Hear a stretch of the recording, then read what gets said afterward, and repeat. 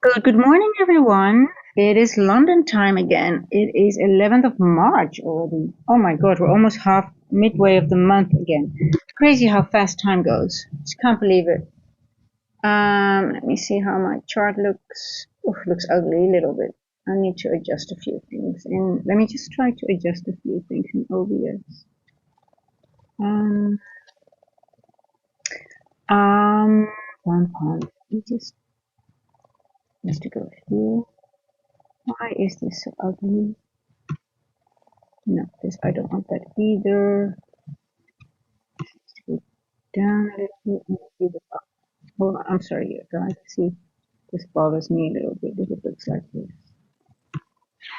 There we go.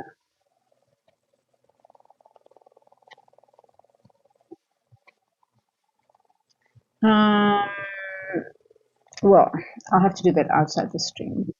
Okay. Price is visible, yes. Okay. Well, I'll I'm not gonna bother that. I just let this go. We'll do that afterwards. Otherwise, I'm just gonna um go nuts over just a few millimeters. But anyway, how is everyone doing? Yesterday was sort of a nice day again. Wasn't too bad. Already shorting. Hey, Ayo, you're already shorting? Okay, I still. Oh, you're already. You're ahead of me. I haven't even really gave the charts a good look, to be honest. Um, I'm looking at the 4 hour here. Ooh, that doesn't look nice to me. I like, yeah. We took out liquidity. We were in the. We also were here, and yeah. I guess it looks more like a short than a long to me on the higher time frame, definitely. But on the other hand, we just went into the first presented fair value gap of yesterday. We went into previous day EQ, which means the midpoint of midnight to midnight. So I wouldn't short here. I would either wait for a move to the upside and then maybe attack the short. So for me, it's going to be a waiting game from now on. Where did you enter? Oh, 25069. I got you. I got you. Yeah, but this is just a little bit of a key level to me. The midpoint of the. I just want to see how it reacts, and then we're still early. We're still early. But yeah, I mean, the 4 hour looks. The only thing that worries me, Ajo, is that the 4 hour is sort of done, this candle, and we're sort of like in a consolidation area. So I just don't.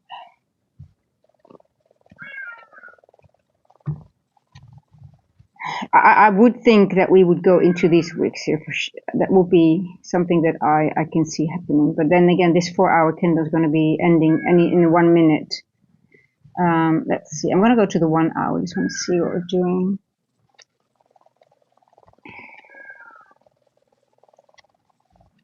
Yeah, there's so many equal lows that they left on the downside, right? You would say it's so. But hey, listen, I'll tell you one thing. They left a lot on the upside too, previously. But we forgot about that because we already left them. But I still have this. I already noted this green box is on my chart for a long time already. Up here, I'll go to the 15. And what we did, we tapped into it. We tapped into it here. But this is a very interesting area for me. This is I'm highly interested in this one. But yeah. So yesterday, my aim, I had to get out of my trade earlier than I expected because I aimed for this level here. But I had to get out at 2 o'clock when I started to see going down. So I had another, I think, 200-point trade yesterday. How many points was it?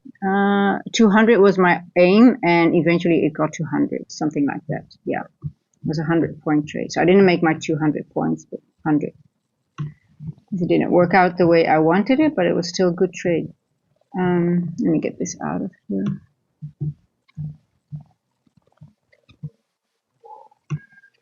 Okay. Arjel, also I want to point out this little gap here on the 15-minute. So we're in discount technically of the the range between 12 and 12 o'clock, if that makes sense.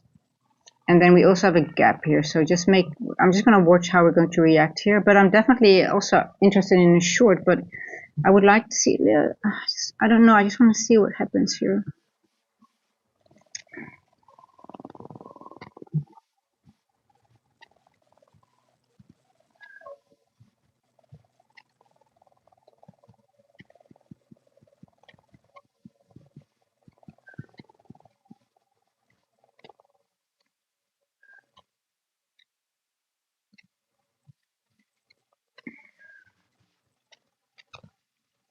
Okay, 79.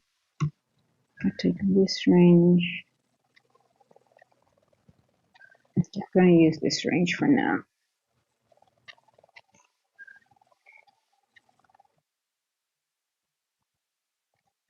Okay, let's see.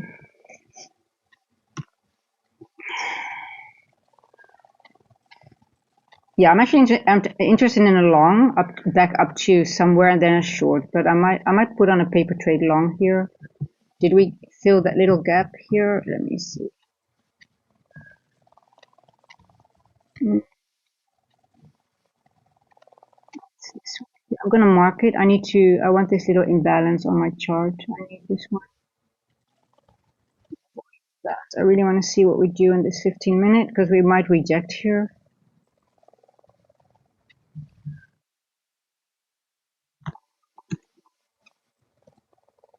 Okay. Did I mark it properly?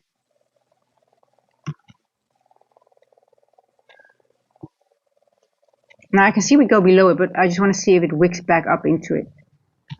It's important because if we see, like I'm watching it, like for example now, if it goes below it and we have a body closure below it, this one will not be of any significance, obviously. But if this candle wicks back up into it, then obviously.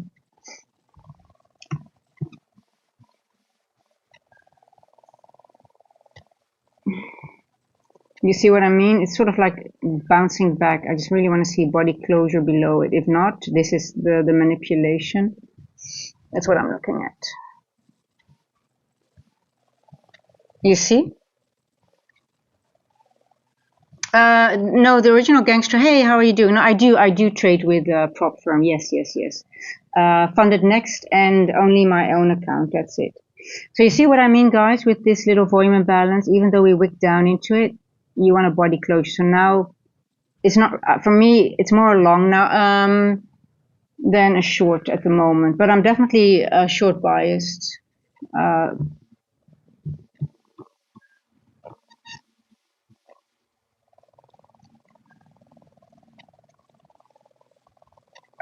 not now. I think we're going to go higher first. So I'm going to enter a paper trade, guys. You know, all my paper trades, my first trade will be paper trade. Now, I wanted to enter actually here, but I'm a little bit busy. But this would be if I would have seen this volume imbalance, and this would be I would use the half of the wick. So my stop loss would be here. It's 150.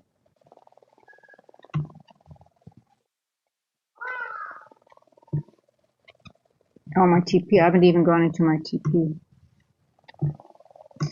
Oh, guys, I'm not even prepared. You see that? So, yeah, prepared. Don't even know where to put my stop loss. I'm gonna do. Ooh. Okay, I'll adjust. I just need to see.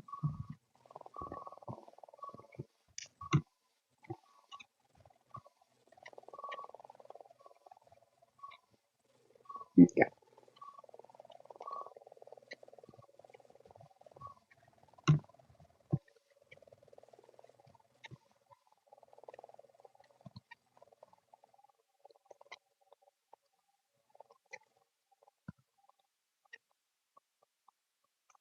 Okay, we're still in the macro. Yeah, so the original gangster, the thing is that I don't want to promote any prop firm codes because even though I like funded next right now, I don't trust them at all in the sense of longevity wise. So for me, it's like a prop firm, we utilize them for what they offer, but on the long run, I would never build a long buffer with them because you never know if they suddenly change the rules and they don't pay out or anything like that. So for me, it's like if you really want to build a buffer and have you when you prove yourself that you are constantly profitable and you've got good risk management, then you take your profits and you build your own account with that. But still, I will always utilize a prop firm. Just also sometimes I don't feel like trading my own account. Lately, I have not traded my own account a lot because of how price action has been. Then I just do evaluations and stuff like that. So nothing against prop firms, but I don't trust them for longevity. Um, so well, and Q. So what I try to do here is to start small. So if you start with a small account, like for example, if you would have $1,000, you can already with Edge Clear, you can open up your MNQ account and you can trade MES, MNQ, M2K. So that's the Russell. But obviously, the more money you put in, the more margin you would have. So, for example, if you would put 800 or $1,000, and you would only you could trade with one micro, I mean, and then you can build it slowly. But I think the better amount will be 1,500 to start with. But you can start with 1,000, but then you just have to be aware that your margin, and especially when things become very volatile, they can change the margin very quickly, right? Like that happened to me a couple of weeks ago while I was in a trade. And so it's better to have 1,500 in all honesty, and then you can build trade. M and Q though, if you want to trade NQ, I would you need much more margin. I don't think you should open up an account under 10,000 to be honest when you trade NQ. So I always say when you start your own account, you really have to prove yourself that you're able to that you have good risk management and if you have good risk management, you can start building your account from a 1,500 to higher than always, go to NQ. So that will be my advice. But if you're interested in Edge Clear, I can hook you up to the account manager and they can advise you everything. They have all the platforms. Are you US? Are you outside US, by the way, or are you in the US?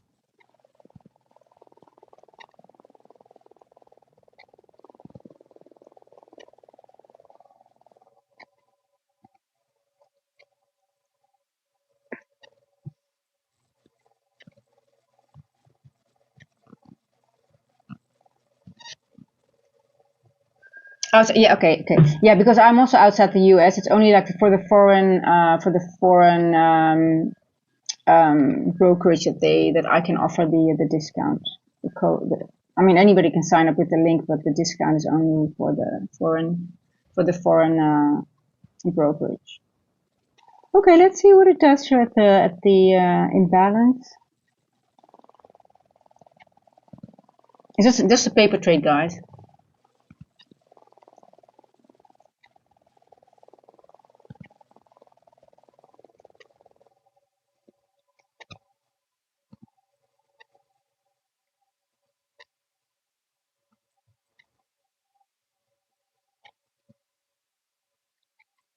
Oh, I have to. I think it's about. I have to check because it changed. I think it's about 800, but it changes a lot nowadays. So, but it depends on. There's no day trading margin. It depends on how much money you have in your account. So obviously it changes with the amount of money.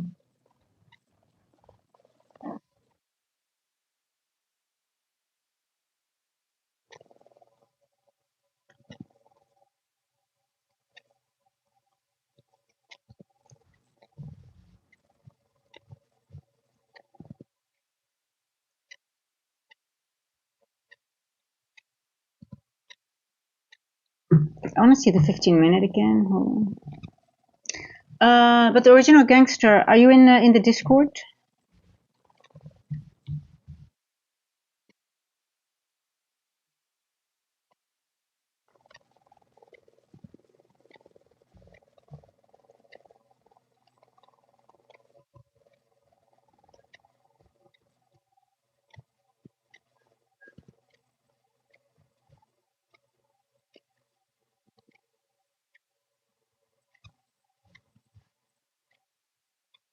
Hey Dave, how are you doing?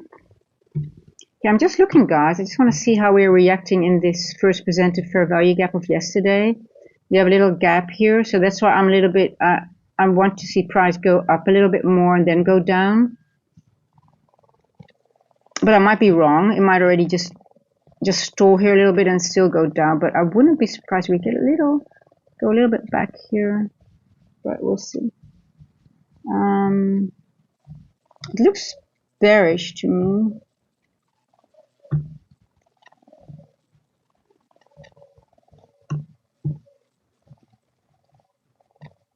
Looks a little bit heavy. Yeah, the original gangster, I can highly recommend it, and especially if you are proven yourself. I really want to I always stress it. Like I don't I'm leaving a lot of money on the table because I just won't promote prop firms. But the only thing that I want to promote is the brokerage that I use, and which is Edge Clear, and because they said, okay, well, if you want to promote us, we can give you a special, we can give you a discount on the commissions of people that sign up with you. I said, okay, yes, because I don't want to be a car salesman. So people ask me if what brokerage use. Okay, I use this, and this is what I discussed with them. So, but I always say, and I always want to. I always say, please use the money that you make with prop firms, because then you have proven yourself that you are profitable. Because I really don't want anyone to just open up their account and then lose a bigger amount of money than that they would have signed up with a prop firm, right? So, but I'm happy to hook you up. But yeah, I can highly recommend it. But please,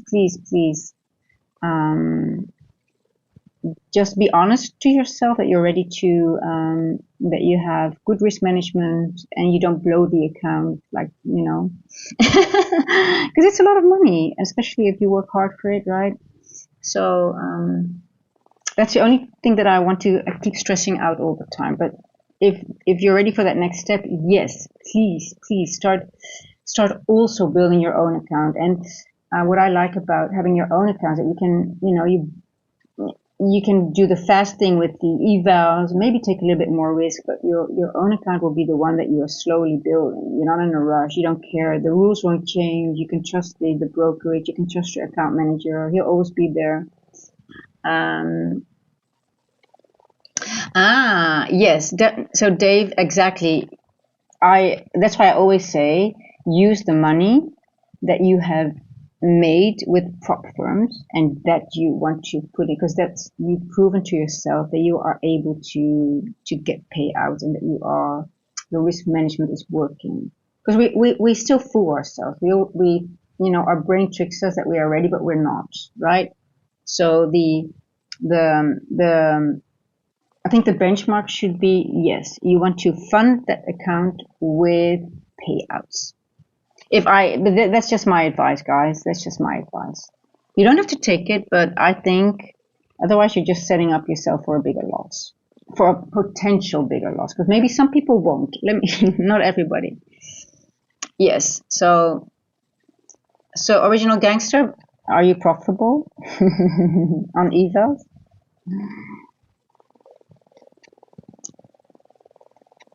I don't want to put you on the hot spot, but just saying, and especially if you're in our community, I really want to, yeah. Otherwise, I can just, if I want to make money of it, I'll just go to prop firm codes. That's the easiest. You make a lot of money with pushing prop firm codes, but that's not what I want to do. Okay. Here we go. Hey, and listen, the thing is also what my account manager said. He says, if you are high volume, they are very open to adjust the commission prices. So so I don't know where you are at, but yeah, let's okay. I just want to. Oh, I'm happy to hear that you're taking top steps from taking payouts from Top Steps and TPT. Well done. And in this time, I mean, guys, it's not an easy time to invite link expired from the. Okay, thanks. Letting me know, guys. I put a new link almost every day. This one is 3 days old and it's already expired. How is that? It should be. It should be at least a week. I'm gonna put a new link in the from the Discord.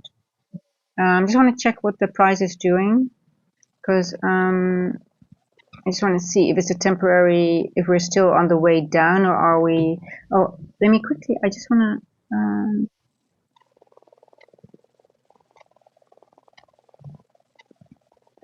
15.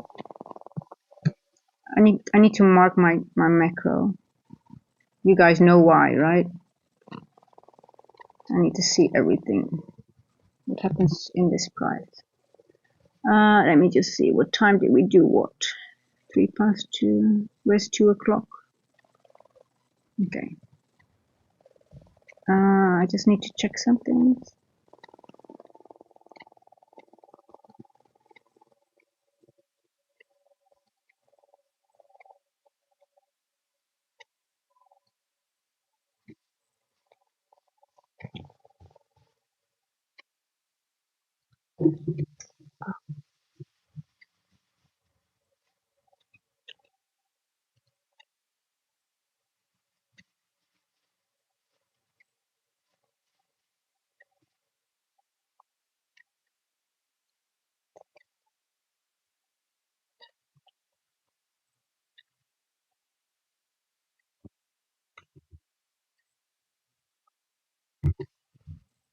Here you go. Guys, I need to check something. I think there's workers on the property because I have to fix the window from the break-in, but I just need to make sure that if they are here, I have to tell them a few things. So just give me a few seconds. Oh well, what's going on here? Hold on, guys. I'll be back. I'll be stopped out. It's a paper trade. Don't worry about. I'll be back in a few seconds.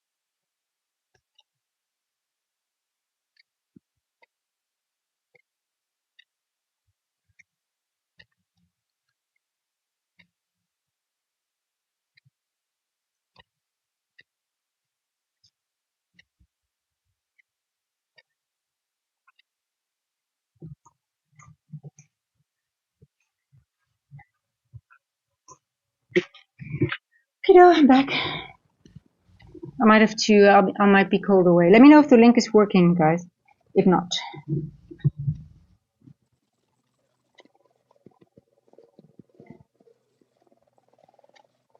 Ooh, I'm out of breath from a little walk. It's crazy. Okay, so today I was watching the news, what we have. Something that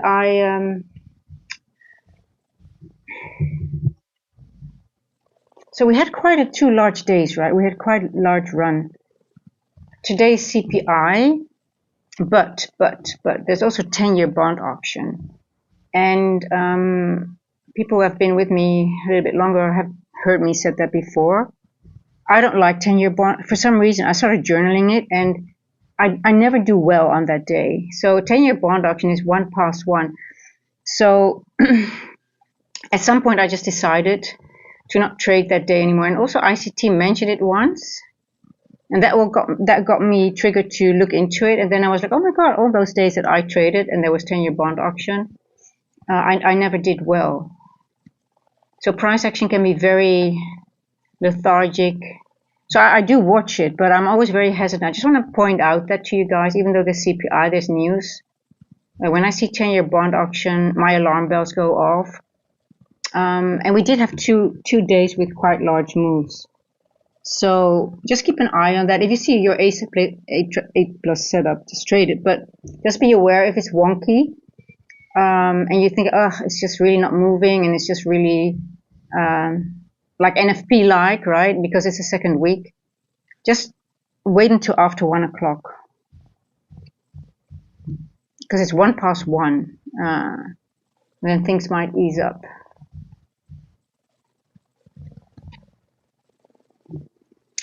Yeah. Okay, here we go.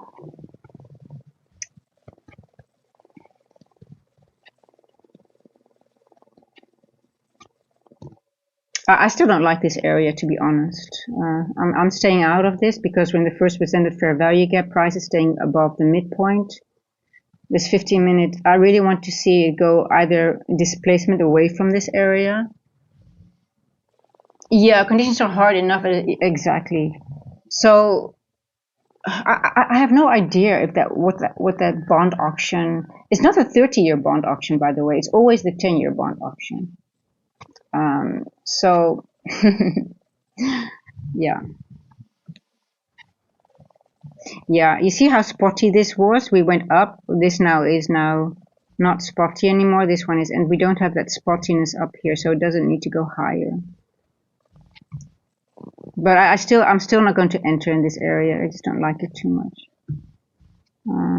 I really wanted to see how we are behaving. But it's looking heavy a little bit, but I still don't trust it. Equal highs.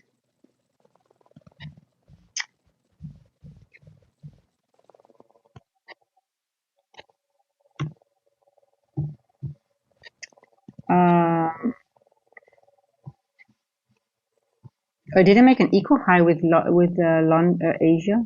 Let me check. Oh yeah. Okay, we've got an equal high with Asia as well. Asia high here. Asia low. I'm sorry. Asia low. Yeah, no, I'm not touching this.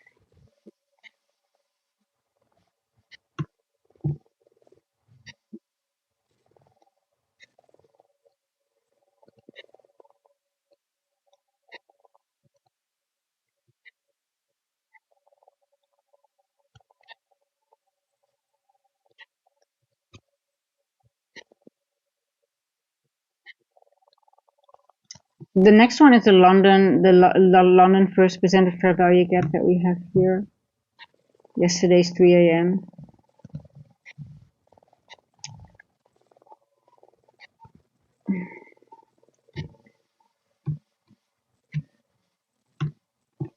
Lotta, have you not been listening?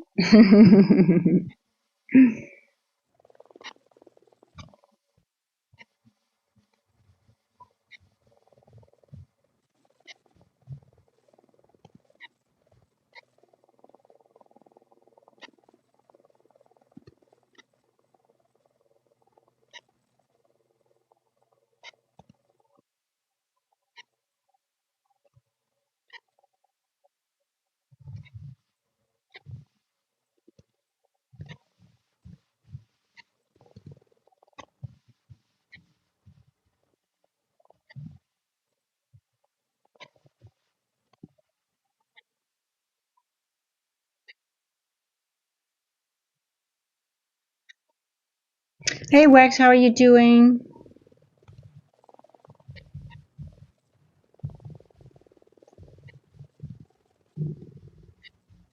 Okay, we're slowly dripping towards Asia low.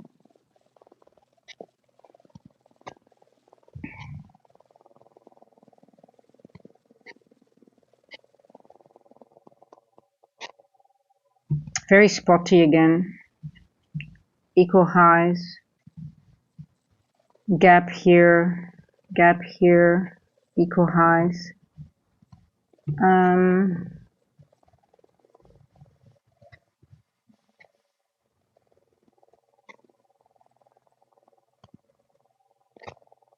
Okay, Asia low taken.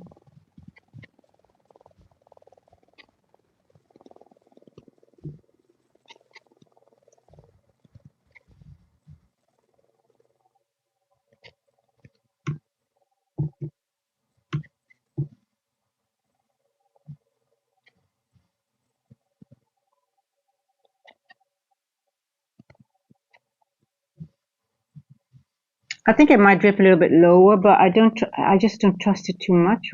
I'm just not going to enter on a short. I just really don't like how it's moving, and it's just a little bit too. I'm going to wait till 3 o'clock. Trader I, I'm going over my bias literally all the time. I'm just telling what I'm thinking. Um, I can see it's dripping down, so I would say bearish. But like I say, we're in this fair value gap. Um, I'm higher time frame bearish because we had such a two large days, but we still have some unfinished business up here.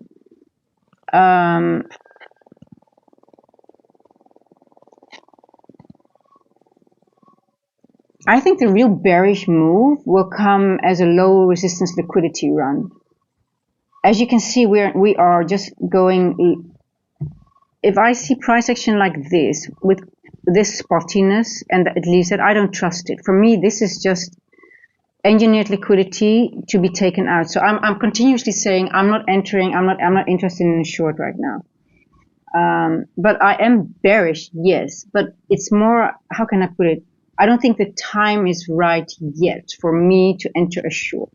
So that's why I keep on saying I already tried it a long, but I was taken out. There was a paper trade, but I still think I would still, even though I'm bearish higher time frame, I'm more interested in longs right now for the short term because I just don't think the time is right for the low resistance liquidity run, which I think we're going to get either today or tomorrow,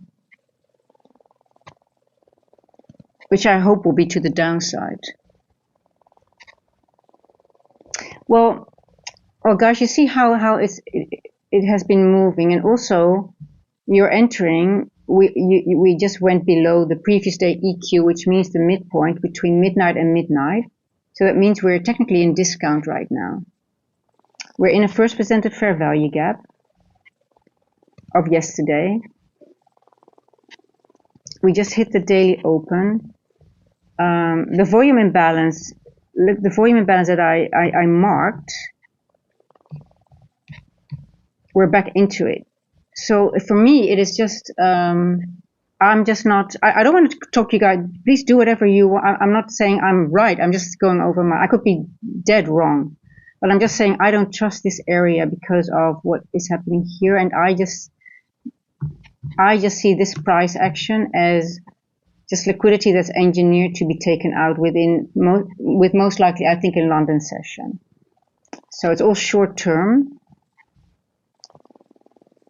But I'm also higher time frame bearish, yes, but not now. I don't want to enter now. I don't trust it. I would rather here enter a long. I'm going to enter paper trade long again. I might be stopped out again. I'm journaling it because I just want to know the time and if my analysis is correct. And it's all about perfectioning your buy. Your bias can be right, but you can still have a lot of losing trades when your timing is off, right? So I was stopped out here once. So, but now I'm gonna use. I always try to get. It doesn't matter if I'm stopped out for only 10 points. Like I can be stopped out if I have a 6R trade and I lose a couple of times 10 points and my trade to the upside is still good enough. I don't mind. Now this is a little bit. I don't like the R2R too much, but let's see. I'm just still not bullish, bearish, but I'm higher time frame bearish. Yes, yes, yes, yes, and I'm waiting. I'm waiting patiently for the correct setup. And this one is here. Okay, now we took Asia low. We took the daily open. We are above that volume imbalance. We are using this first presented fair value gap of yesterday. So everything for me is not bearish yet. Not bearish enough.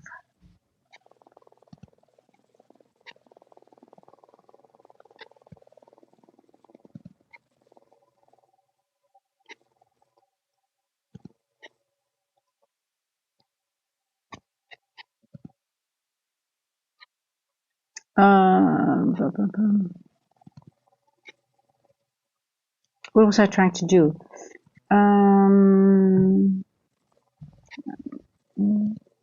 What was I doing? Oh, here, I know what I needed to do here. I need this line. Okay, here we go. 0.1177.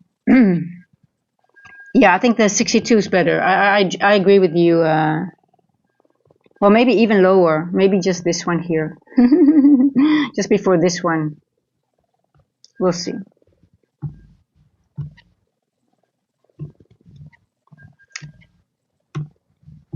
Maybe here. See, I'm gonna keep it like this, but my line is a little bit off. Hold on. I know my line is off.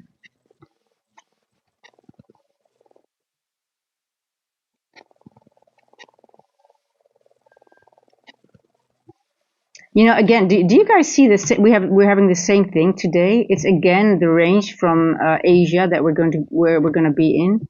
Asia really defines the range nowadays. It's so funny that it just repeats itself. Let's see if it goes. I think today's a scalpers market, guys. I think it has to be very fast. Maybe it should be up to there. Why is my? I'm sorry. I need to do this just to get this line. Doesn't want to. Here we go. I need you to be here. The whole range.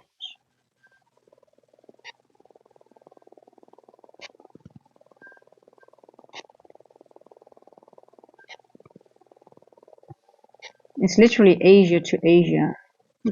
I think I just need to go Asia, Asia. I think that's the perfect range. There we go.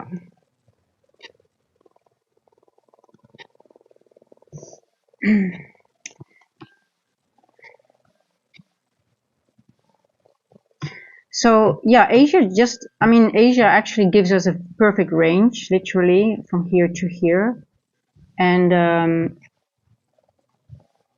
you know, you use the things like, okay, we didn't go back to the first presented fair value gap yesterday. You should always be aware, like yesterday, we went up, right, and we left. Let me show you in the higher time frame.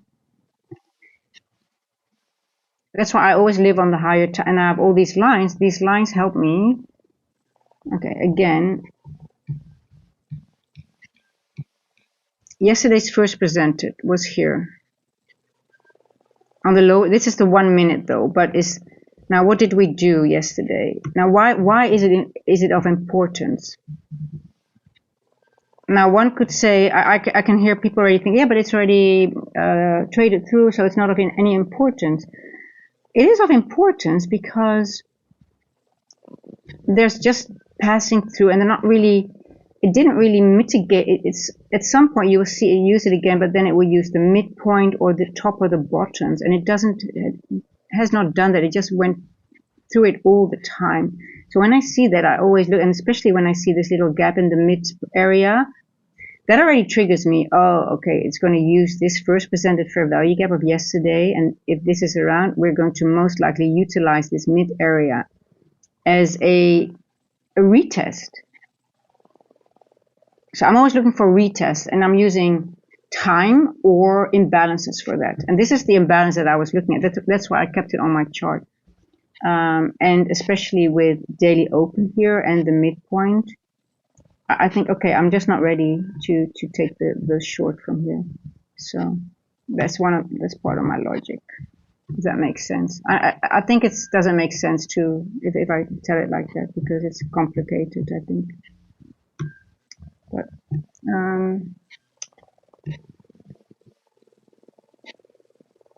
But you also you have to keep in mind midnight is the algorithmic start of the day. So if you have the midpoint between midnight and midnight, we are in discount here.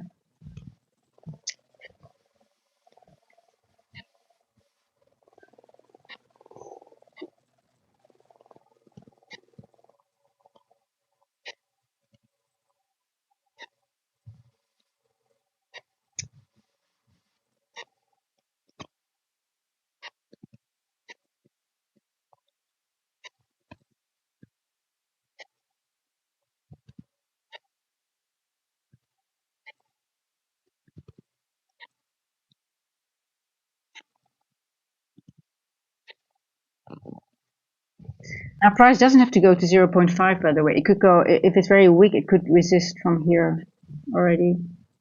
Let's see.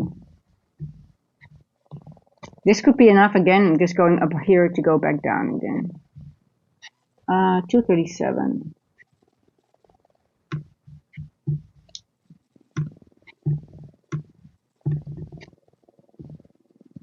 Breaker.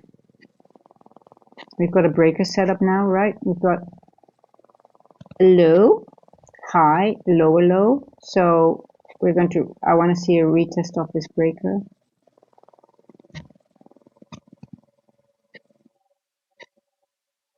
No body closure below this macro as well.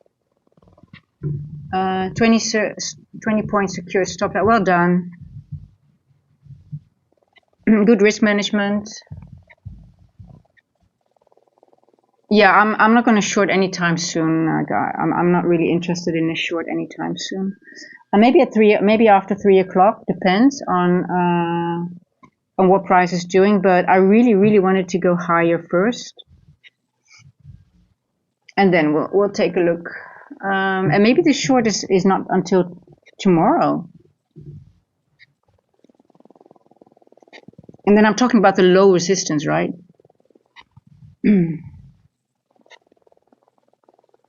We retested the breaker here.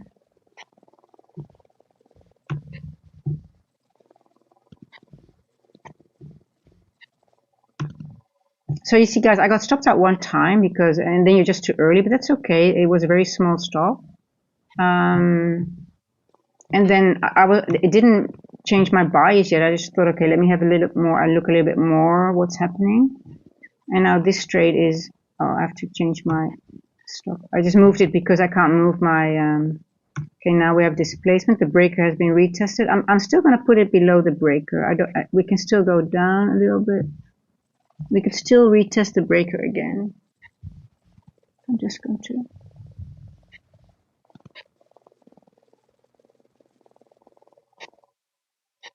Does it make sense, or do I need to explain something differently, or?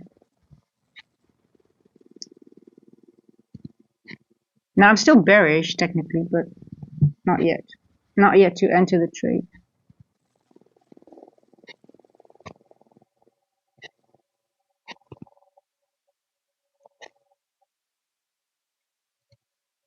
Let's see. The breaker retest trade, mechanical trade.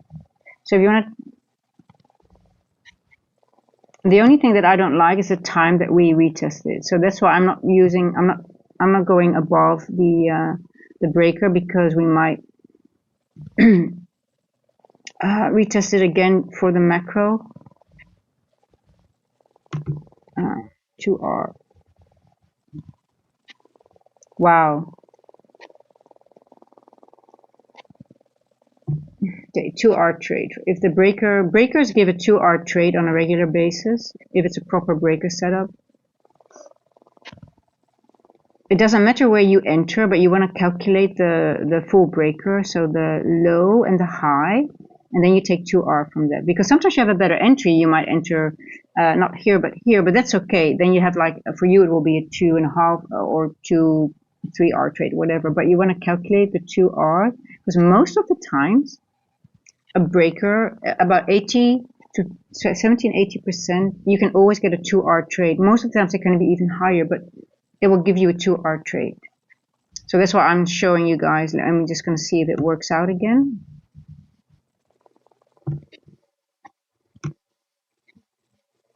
go. So I just calculated from here to here. This is about 2R. Let me get a little bit higher. We'll do it exact.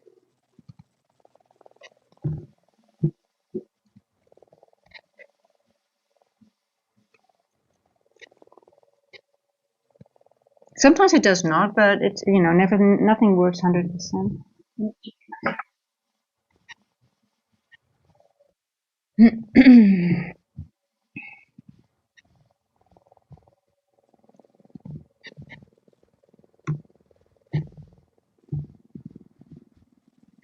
This 2R, we should go here. It's maybe a little bit too high if I look at this one. Right?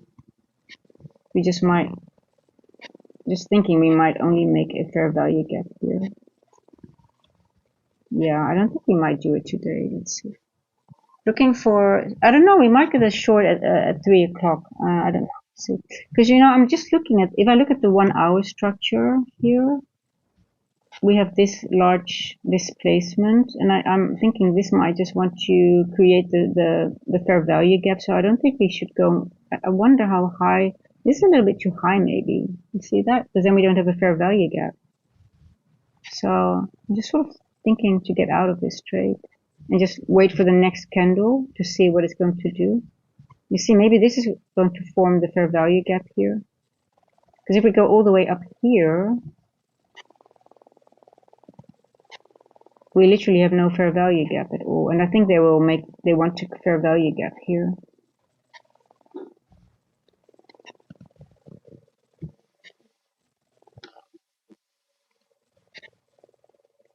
Oh.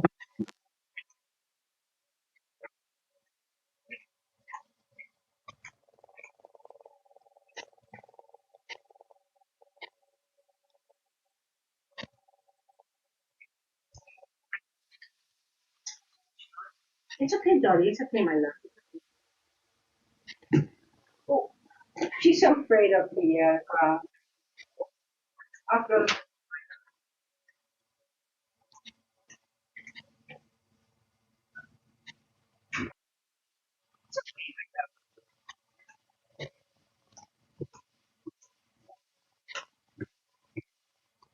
Yeah. Mm. Run out shorts. Yeah, exactly. You know, it's just, well, think about this on the 1 hour. Let's say we make we stop somewhere here. So I'm getting out of this trade because I just don't, we are at 38%. That's fine. It doesn't have to go higher. Let's say they want to leave this hourly here. So then we have a little bit of a, let's see if they go to half could be nice too. Let's see. I'm just going to leave it for now. But I do think they want to make a fair value gap here, right? What do you guys think? So on the 1 hour. So we're not going to see too much. Yeah, let me get out of this one. It's okay. Let me just. And then the next one we get in the silver bullet will be into this fair value gap here, and then we go down.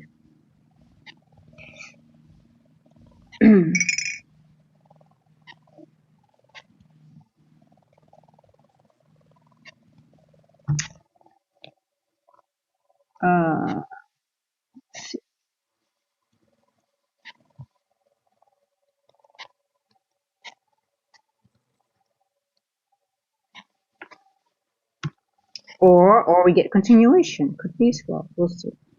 So then this might be the time for the short. Well, like I said, I like 3 o'clock after 3 o'clock for a short. So I'm not.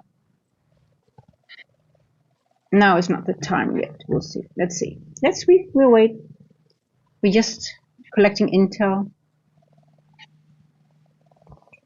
But who knows? We're totally wrong, and it's going to be a long. Exactly. Exactly. Yeah. We all might be fooled, and they might look. If you look on the hourly, right? We've got equal highs here. We've got ascend. It's like it is sort of a trend line here, but I mean, it's so highly manipulated now.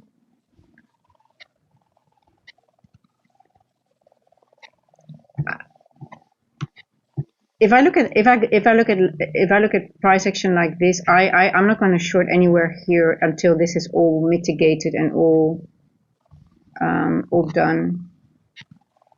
If it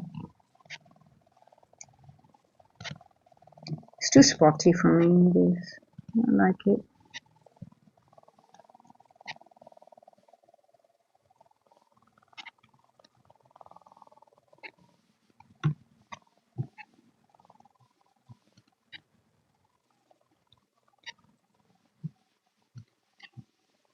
Oh, something else I want to look at here. Hold on.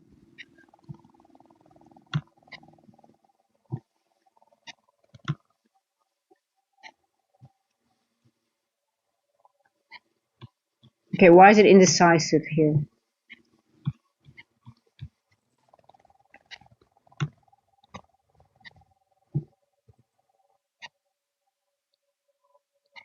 So yesterday we had a doji. Literally the whole day. This is yesterday. We have a doji. You can't even see the body here. This is the body here yesterday. This is yesterday. So what did we do today? We went into this wick here. We opened, low, high, and then a close. So the question is, let me see. I want to check something.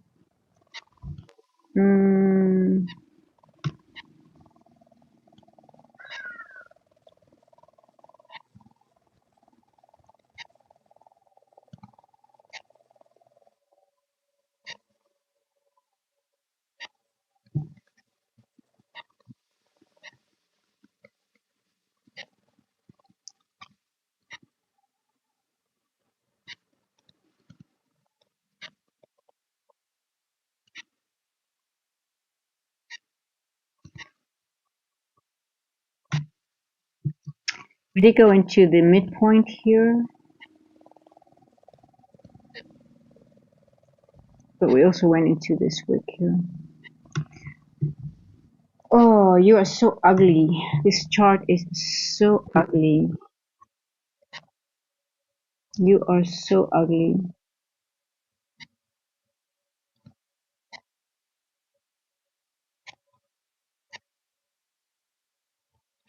Okay, we didn't go to any level here, and this.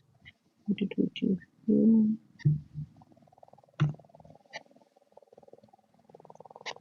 Okay, that's this level. Okay, I got you. Okay, so on the top wick, we went to the half and above it, so you would say we go to the downside.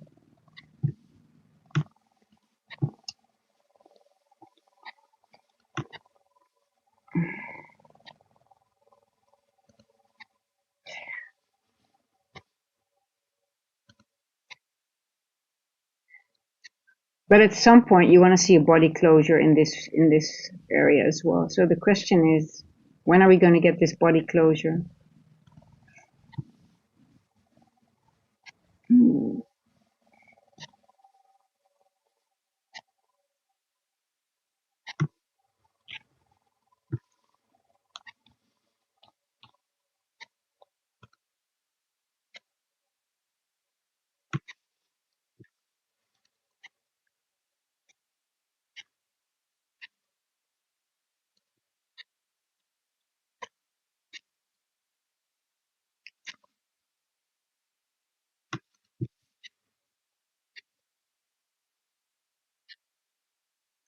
Okay, this is interesting, guys. You see this? You see that daily volume imbalance is exactly the open of the weekly. So we're exactly now at the open of the weekly.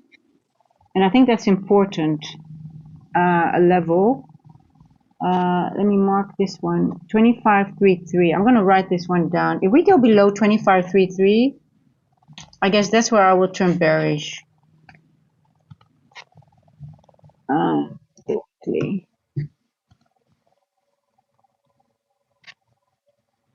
253375. 250375. Yeah. There's a volume imbalance as well. We're in that volume imbalance. Um, obviously, we have been going up for the weekly. We are in this wick.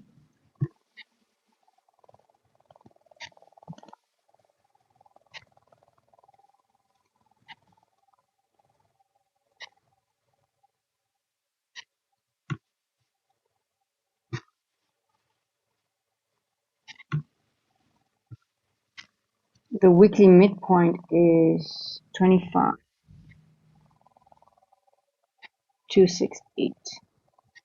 25,263.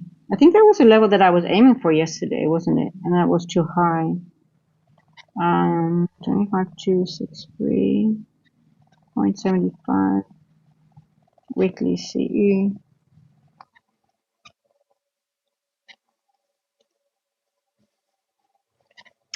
I like this level. We haven't gone to the midpoint of this weekly wick. I'm sorry, guys. This one here. We haven't touched it. 25,268. Maybe this will be the point where we go short. 25,266.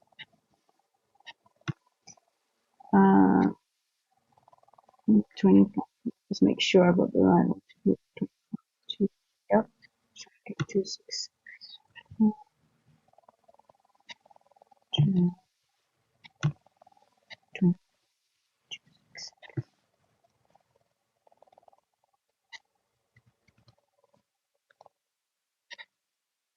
Oh yeah, I like it.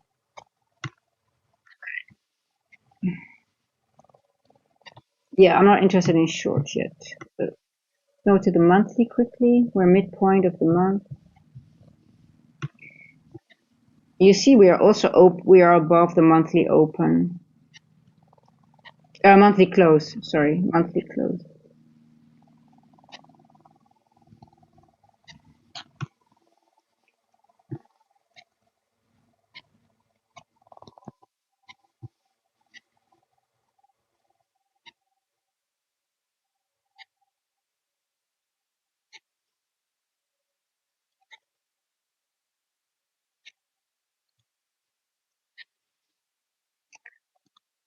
So do you notice that that wick that I showed you, the weekly, was the midpoint was 25,263.75. The midpoint of this body here, I'm just using the bodies, is literally the same, almost the same, 262. Yeah, 262.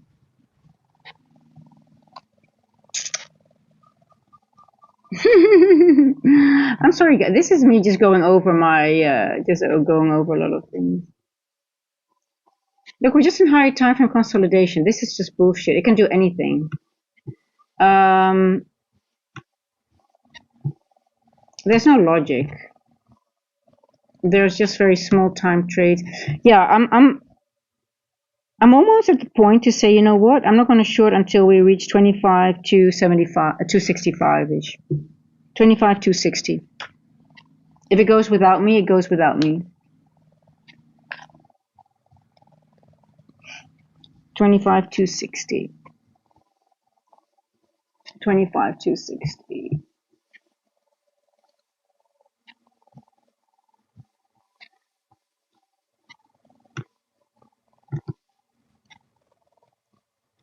Oh, look at that. I got a line here. What line is this?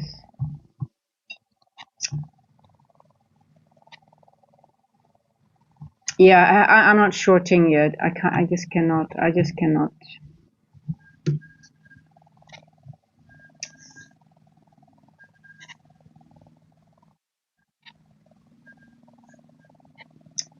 We're in a macro already, and we're not doing 230 fair value gap.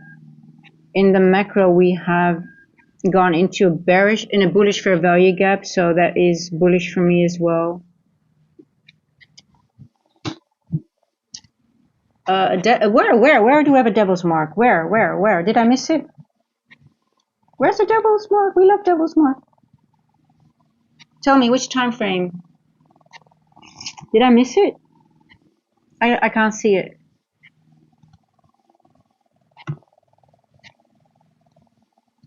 Let me know which time frame, Shivan.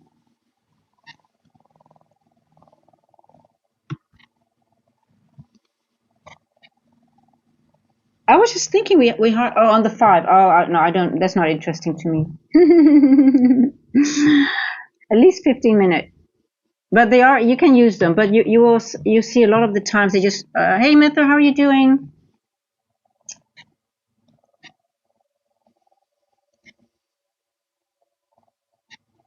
Yeah, the devil's mark also matches up most likely with that volume imbalance, right? I think you are looking at that one. Yeah, it matches with the volume imbalance. So yeah, I think I'm getting in for a long again, guys. I'm really interested in a long. Well, the devil's mark on the obviously a devil's mark is always it's always a lack of a lack of manipulation. So yes, it will trade to it sometime, but because I'm a higher time frame distribution trader, for me the 4 hour and the 1 hour are more important, because the moment I see a candle start moving, and for example, let's say the devil's mark is here, like say here on the higher time frame, and it matches up with another, and we start going down, and I have another confluence, I know I can aim for that. Then I can frame a larger, it sort of like helps me frame my trades, my larger distribution trades. For me, the 5 minutes, because I don't really scalp, I'm not interested. And also, most of the times, as you can see here, if you're looking at this one, I think it should be on the 5 minute as well, right? It already matches up with this volume imbalance that I've been using. So it's already uh, on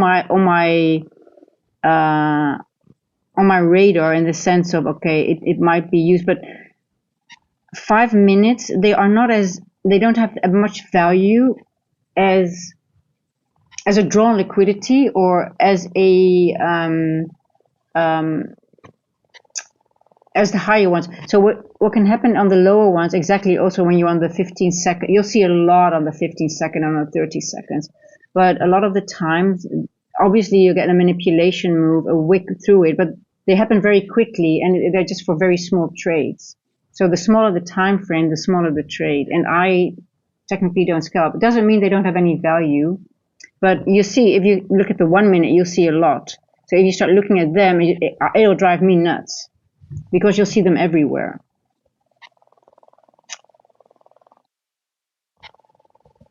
And a lot of them are also left behind for a later point, and as are the 4 hours and the 1 hours. But then again, you can see it when you start going, when you have a large, so especially the 4 hour, the 4 hour candles, if we have a large distribution trade to the downside, hey, listen, I have them on my chart, because that helps you define your exit, your exits, right?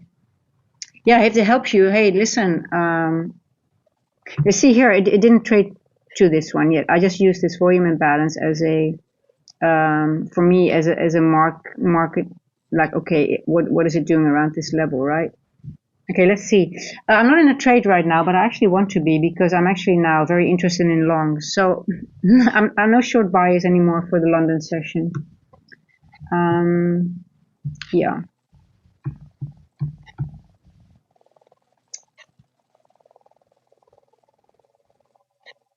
Damn, I really like this trade. Look, we went into it here. Boom. Very bullish.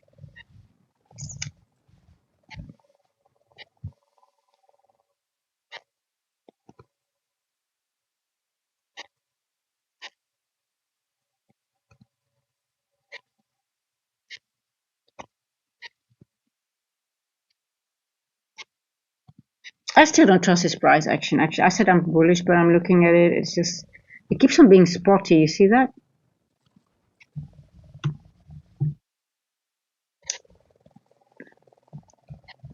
And yes, your devil's mark here. I don't know if we're gonna go there though. Just wondering. It looks bear. I mean, if I look at the 1 hour, it looks so bearish, right?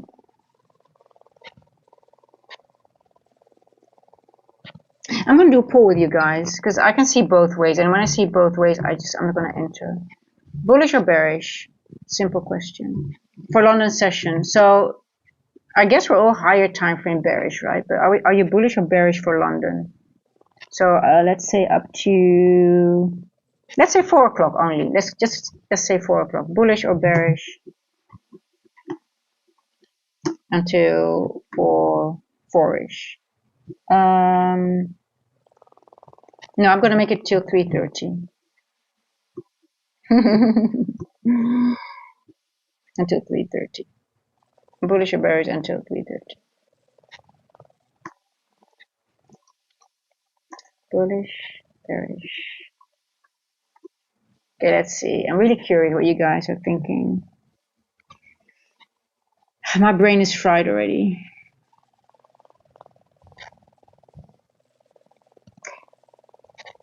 Yeah, so it just also depends on what kind of trader you are, right, Shivan? So if you're looking for larger, if you trade shorter trades, they can be very helpful, obviously.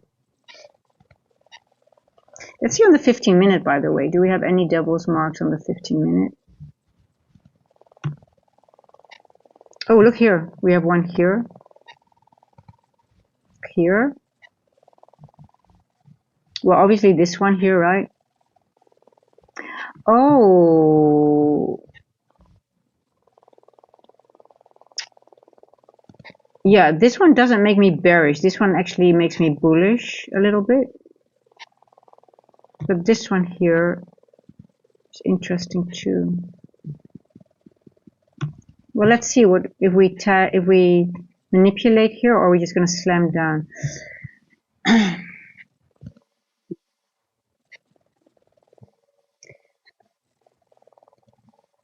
Buy. Okay, we see a market maker model here, right? Buy side, sell side.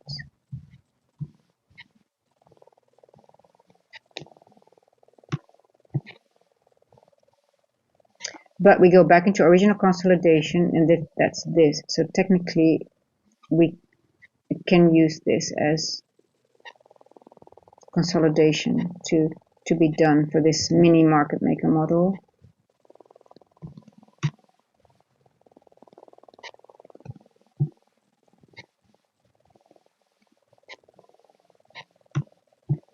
Let me see. I want to see the poll. I want to see what you guys think.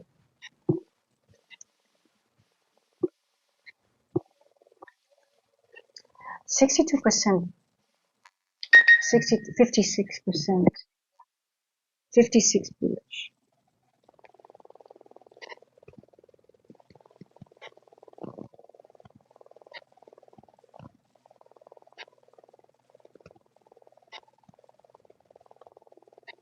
Okay.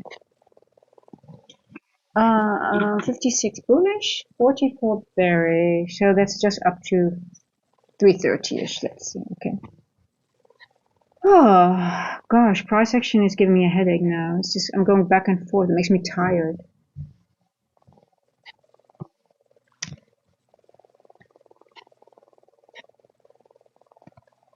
Okay, so what I want to see on the 15-minute.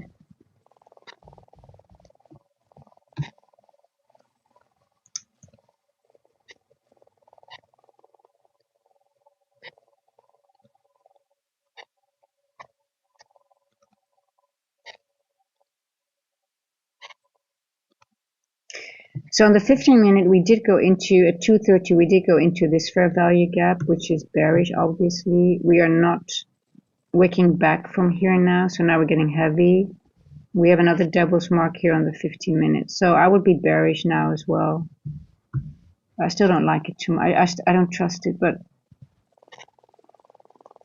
looks like that 2:30 was the move. 2:30 here. But we might just consolidate.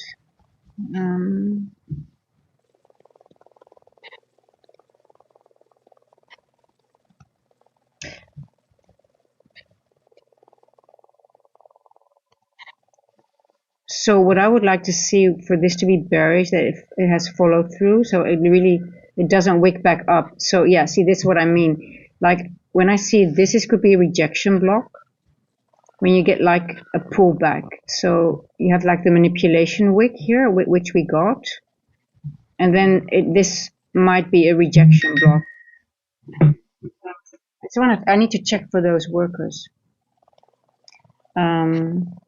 So that's the only thing. That's when I see like a devil's mark with a wick, I'm like, oh, is it going to serve as a rejection block or not? And so that's why I said, okay, this is bullish to me, unless we have a pass through very fast, and then up to here. So if I see like an algorithmic signature like this, I'm always like, okay, this could be rejection here.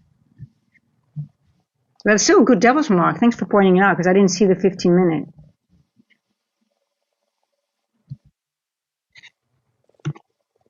I didn't see the 15-minute. Yeah. So it's clearly rejecting at that area. God, price action is really... it's not really nice, is it? Bullish, 55 bullish, yeah, okay.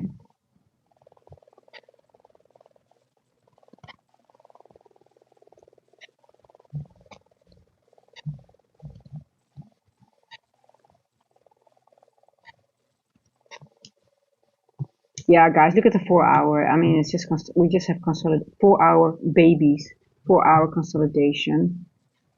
I'm still, yeah, I guess I'm still bullish. Okay, I'm gonna do another paper trade.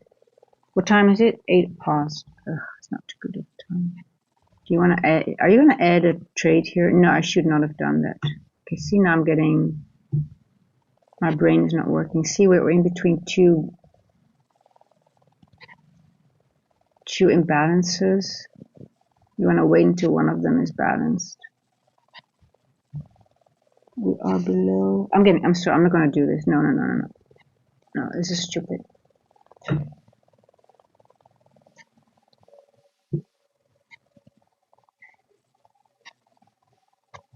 Well, if you can make anything of this higher time frame bullshit, then you're very good.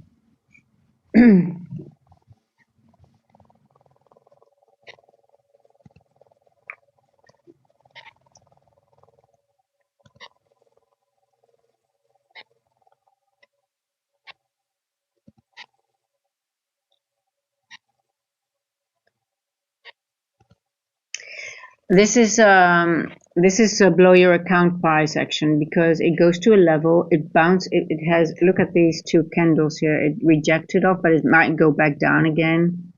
Guys, just, it is not price action to trade, I think, because it just bounces 26 points back, and then it goes back again, and then this is just, we're in a range. We're just, like I said, Asia's just using the range. We're just going back and forth, and then maybe it drips one leg higher or lower.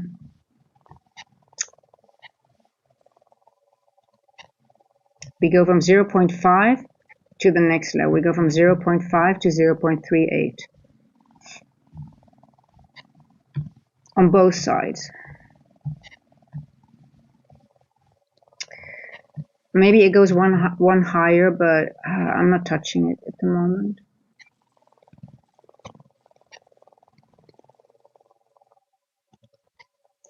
ZarTrader, they have been, it's all what they are doing right now. There is no external liquidity. The markets are just creating liquidity continuously because there's no money getting into the markets. Everything is artificially jagged up. There is no input. Institutions are not putting any money in the markets. Everything, this is purely engineered liquidity. Look at how this has been, it's all spotted. This is all going to be mitigated, I think, in London, but I could be totally wrong. But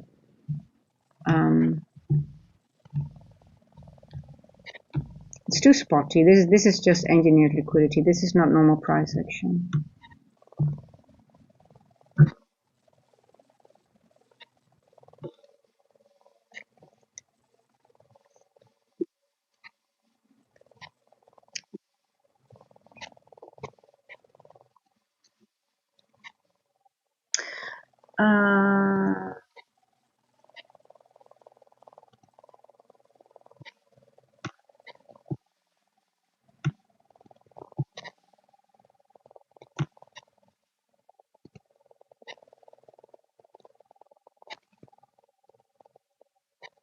25,260.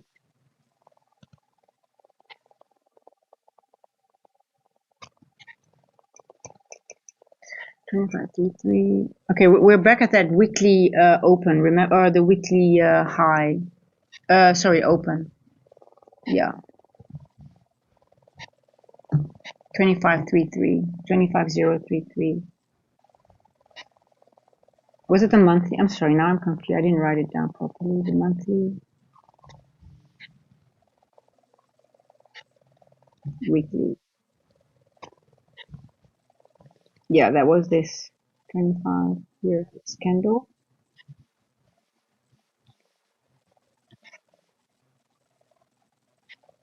Last, oh, it wasn't really last week. It was 23rd, 23 Feb.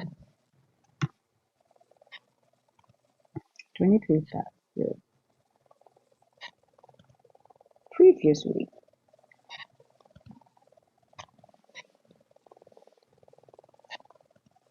And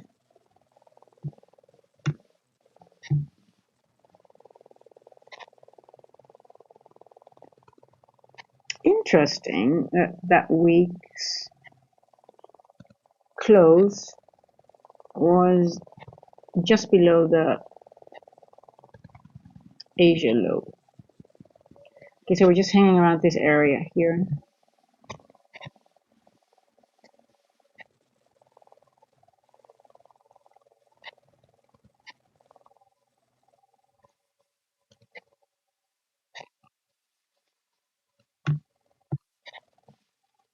Okay, so we created this fair value gap here. Now, I think it really wants to either tag this and then maybe make a move to the downside, or it's just going to go up here. I don't know. Yeah, let's see. So where are we at? Yeah, let's see if we can make it to 0 somewhere here now. Yeah, I think that will be a trade because we have a fair value gap now. We took, we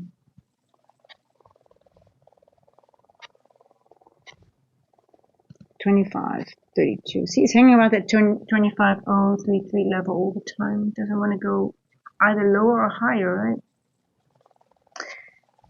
right?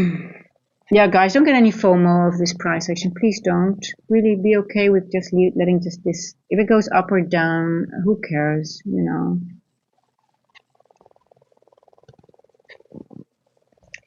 Look, I can again frame it both ways with this one. I can say, okay, we're going to take liquidity here and go lower, or we're going to go into this fair value gap and go lower. It's either or. It's literally a coin toss. A coin toss. Did I say? I think I said a coin toss, but it's a coin toss. I was like, am I saying it? Yeah, and then I actually repeated it the wrong way as well. Bearish 60% now. Yeah, I'm you know, but I'm going back and forth every 5 minutes, so I'm not even I'm driving myself nuts. Are you bullish today? Hey Priya, I'm just saying that I'm driving myself nuts if I really try to go into the price action as what it's doing right now. We're in higher time frame consolidation. Look at the 4-hour candles here. This is so ugly. Look at this. This is 4-hour. You know, I totally when we started the stream, a lot of people were already in shorts, which I totally could understand. I was like, oh yeah, I see it. And then I was looking like, oh my god, look how they've been printing price. This is engineered liquidity, but this is so spotty. This is not liquidity or price action that is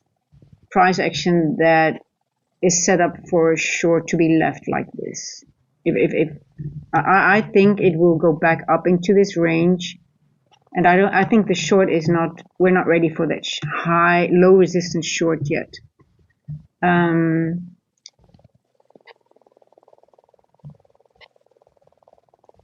We went lower, and we are using this first presented fair value gap of yesterday again, and as you can see, it's heavily being used. This is a 15-minute volume imbalance, so we went below it. We just tagged into Asia low, but it didn't go lower. We went back up, and it's sort of hanging in this area, which is also where we had a very small body on the weekly a few weeks back, and it's sort of like hanging between the open and the close of that body as well. So I think, in all honesty, I keep on framing it both ways, but I think if I look at this price action, I do think we're going to go back up a little bit at some point before going lower, but it also could just slam down on me. It's definitely consolidation, but in consolidation, sometimes it can still make a move, right? But it's like I said, it's just sort of a bit of a coin toss at the moment. Because on the 1 hour, I can see it do both things. We can go into this fair value gap that we created with the last hourly candle, or we're going to go to the event horizon here and take out this low. It's a possibility too. On the 15-minute, I would be very bearish. If I look here on the 15-minute, we're already going down. We mitigated this fair value gap, so we can get a continuation, right? But this first presented fair value gap is doing a very strong job to keeping it up.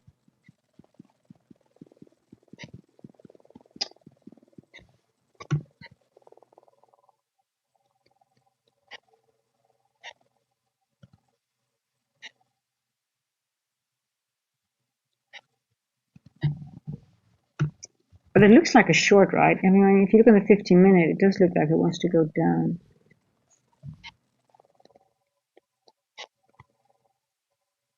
Look how juicy everything. I mean, there's so much into it. But there's also a lot here, guys.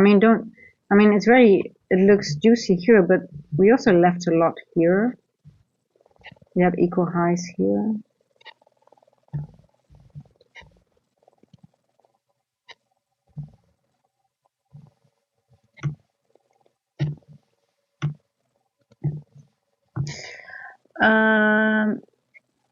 Yeah, hey Bowser, exactly, Bowser, because it's also 10-year bond auction today. I hate 10-year bond auction. 10-year bond auction is always choppy. I'm not gonna even. I might not even look at the charts before 1 o'clock.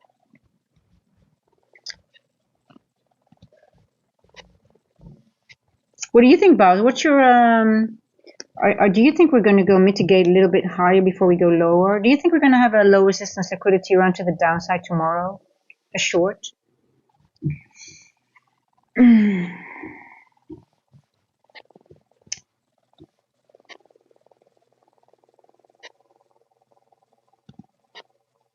we get a little bit of a nice run at 4 o'clock, guys, because we've been consolidating. So what was our, it's 320, what did we say? Bearish, 59. Well, I didn't ask the other option that was sideways, but we haven't done anything, guys. We didn't go up or down. We just went sideways. I left that out, but you see how, I mean, it's using that little volume imbalance quite well, but it's hard to read because it does go over it and in it, and it's sort of like here I thought, oh, it's leaving that volume imbalance, so we have to turn bearish, and then boom, it went back into it. So it's very deceiving, right? If you use it like this, and here as well, it went below it, we tagged into Asia low, and then we went back up. I think we did the same yesterday as well, that we just tagged and then we used the Asia range for a long time.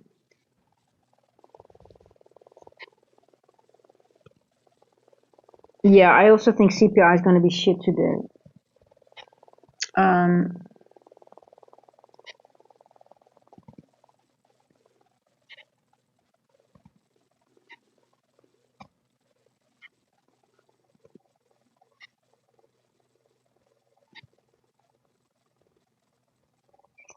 Hold on, guys. I think the people for the glass are here. Hold on.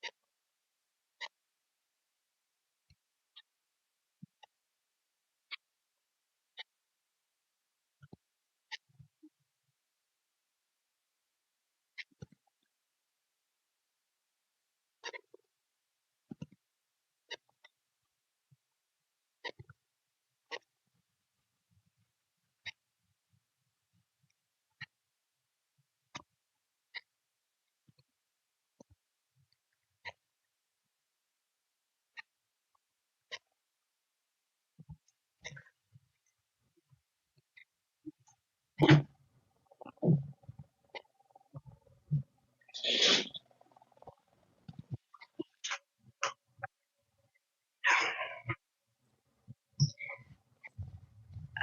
Chris, how are you doing?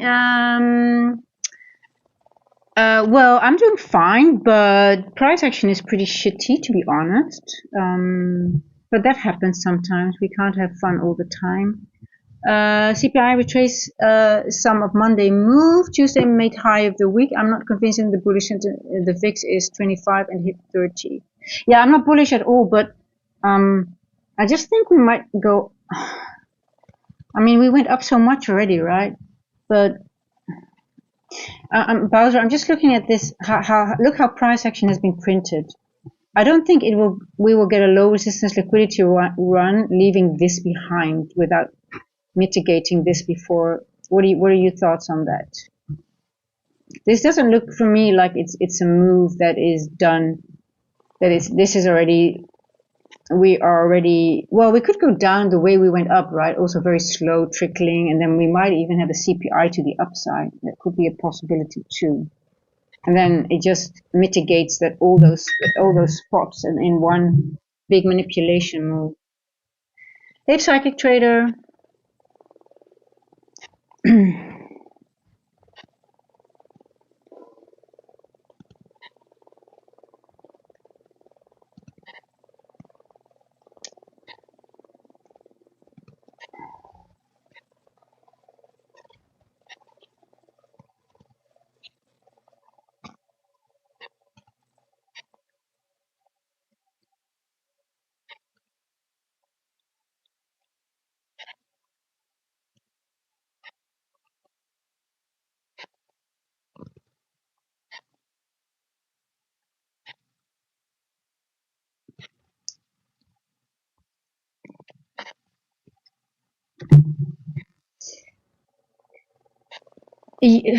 Gold. Yeah, I sort of like I don't know gold. Gold is very manipulative lately as well. I'm not too crazy about gold. I sort of left gold a little bit because it's just a little bit too. Look, I'm sorry, but gold is just same. Look, it's also like higher time frame, just consolidating. It's literally the same with the wicks here, wicks to the upside. We have a little gap here. Look, I mean, look at the 50-minute gold. I mean, it's just horrible. Yeah, no, I can't trade gold. For me, it's just. I feel like gold more. I mean, I used to love gold, but now I'm like. The only thing with gold, we're also within the range of Asia again, right? We didn't even take any of the range in Asia. We didn't take the high. It's exactly in the. It's just below the midpoint though, but it's hanging here.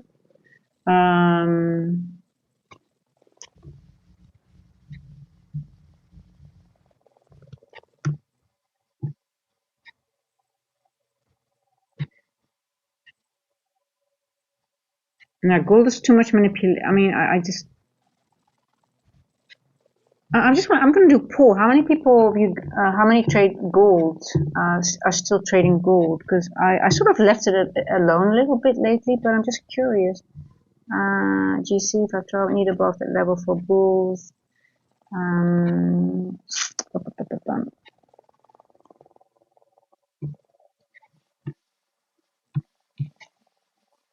Okay, let's have a look how price is printing. Is anyone still on a short? Yeah, so Priya also same. Yeah, I mean, when I started the stream, everybody was asking for gold, and then I started looking into it, and I was like, oh, and then I fell in love because I thought all the setups that I use were working on gold, and I was like, oh, I love gold, and then something changed, and it was like, oh, so every time when I look at it, or the only good moves were in Asia, and I'm like, I sleep in Asia, so I was like, okay, and then I look. And then I started looking. Every time I look in London or New York, it was just consolidating. And obviously, after consolidation, there will be a good move. But then I'm never watching it because I don't watch it all the time, right? So I was at some point, oh, here we go again. But I think it's good to keep an eye on it. But now it's just too, I don't know. Um, okay, we are below the volume imbalance again. I think it's going to drip lower though. I wouldn't look. We're below the end walk. We're going. I think we're going in the direction of the event horizon, which is here, and we have yesterday's New York. This is yesterday's. This is yesterday's 3 a.m. fair value gap, which is still I believe untouched. Let me check. Oh, also no, it's also used, but it doesn't matter. Yeah, there we go.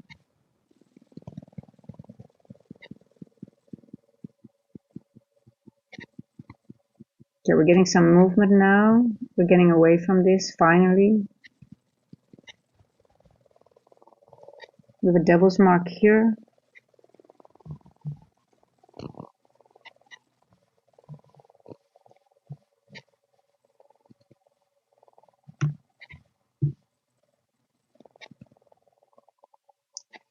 Okay, so those who said bearish, 61%. See, the chat is always right here.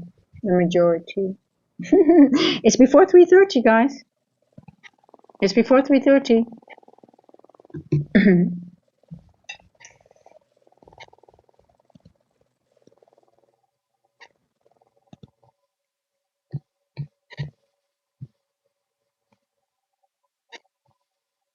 I'm going to go to the 3-minute. It's a gap here. Okay, I'm going to get rid of this one. I'm going to move it to this one here.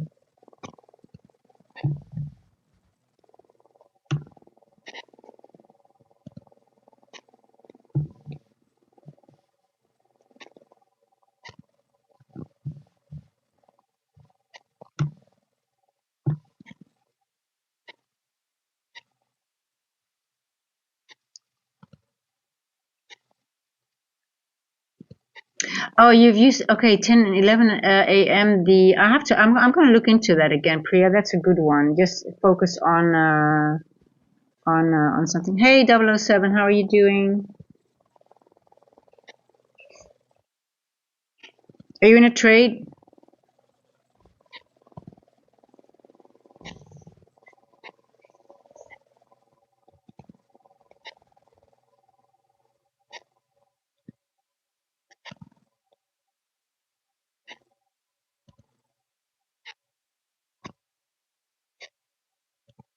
Oh, look how on the 3-minute how it's setting up. Look at this beautiful trend line. Isn't this beautiful? Look.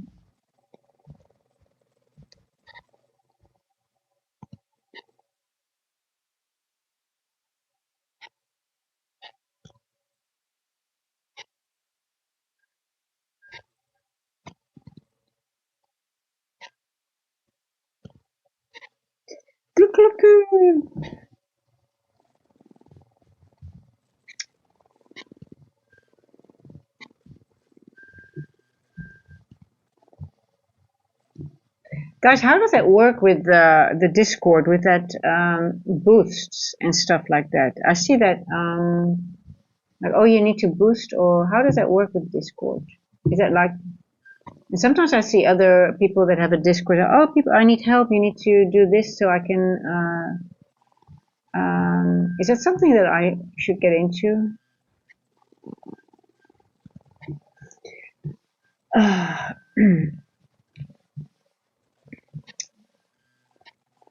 Yeah, I'm really not interested in trading this. I'm just watching, guys.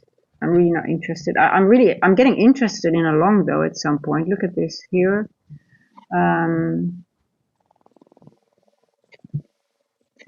Look at the 1-minute, how this has been setting up.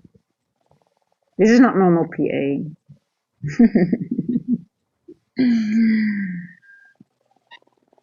You buy, you have to buy, okay. Or other people boost. Oh, so either or. So I buy, so if people boost, then I don't have to buy, things like that. But what does it do? Or what do boosts do? Does it really make a difference or something?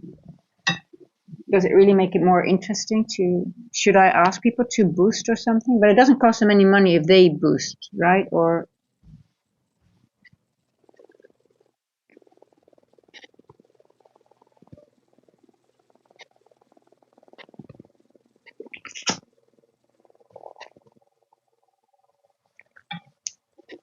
oh, it's not, so, okay, so also the people need to boost and they pay for that boost. I gotcha, I gotcha.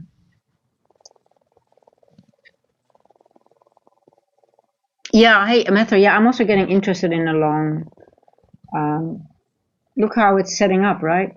Let it drip. I'm gonna let it drip, drip, drip, whatever it wants to do.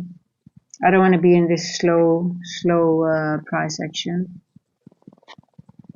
Yeah, I was just wondering if somebody would know about that because I see it all the time popping up. Oh, boost this and like, and also some other people that have a Discord. They ask me, they are, oh, please boost, and I'm like, I was like, okay, what do I need to do for that? But I just didn't know.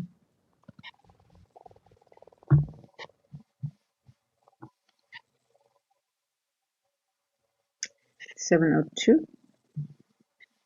We're at the event horizon at 702, so let's see, we might get a rejection here at 330.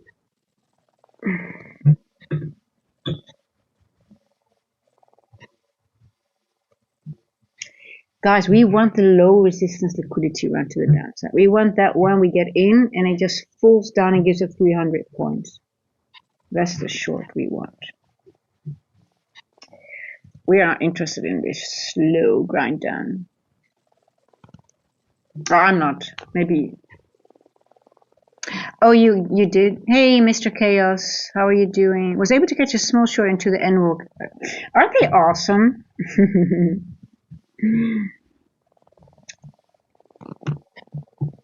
But if we start going lower, you can use, if there's no, then we could go to 951-ish. 953.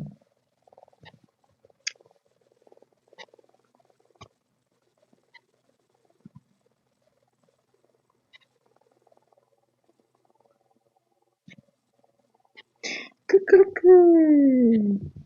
You guys hear the rooster?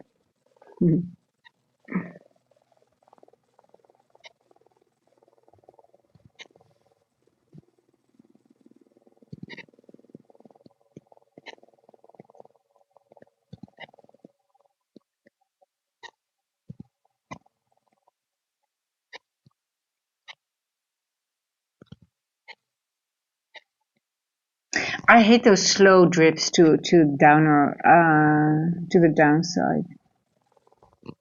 I'm never good at them to trade them, even though you can still make money, right? If you are. Um,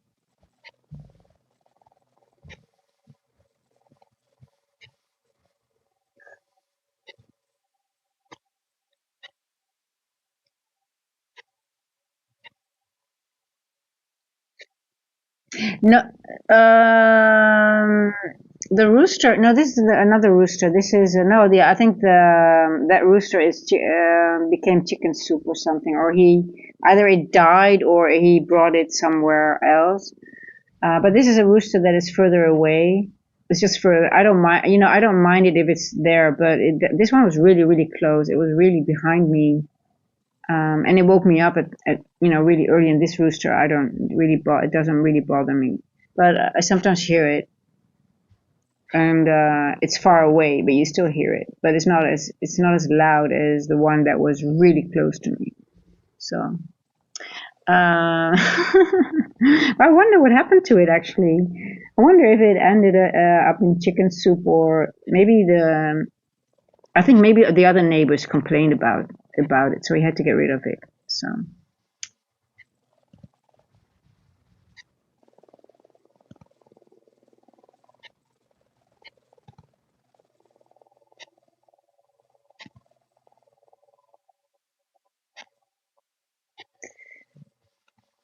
Oh, 007, please don't spam. It doesn't matter what you say, but if people are starting, you don't have to put your thing 3 times in.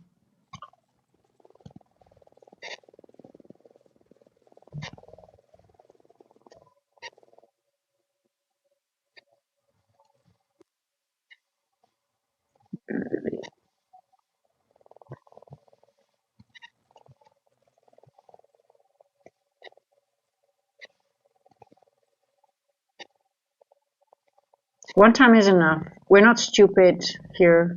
We can read. Most people can read here. That flush should have taken. Shiva. That is a retail mindset. Should have, would have, could have. If you reach the limit that you can read price and you are confident of the trade, you would have been in it. If that's not your style or you don't feel confident, you should not be in it. I'm not good at them, and I would rather let it go, and I'm okay with that.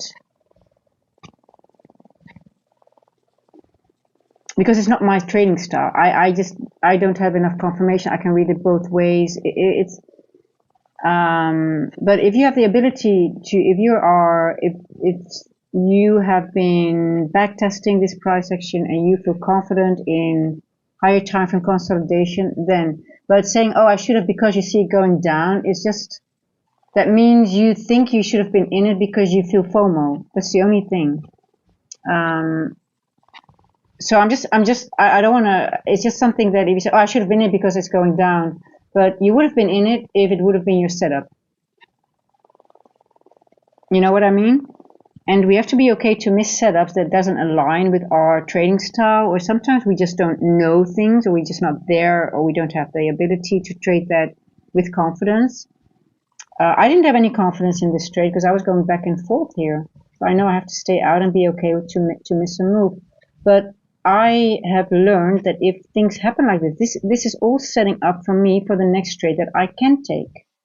And then I have more information. So I'm not worried. I don't have any FOMO at all missing this because like I said, I hate these slow drips down. Yeah, so I just want to say that's just FOMO. Oh, it's going down, so I should have been in it. No, you would have been in it if it would have been your setup. And now there are people here that trade it. They know and they have confidence because they are used to it and they saw enough little algorithmic signatures, things they look for, and then they take it and they are used to it. And but it's not me, so I'm missing the move. But I do think I don't care because I hate these slow drips. I hate them, and it makes sense because if I look at the 4 hour, yeah, at some point it will leave. At some point it will leave this area. But for me, it was not clear, and I would rather wait then.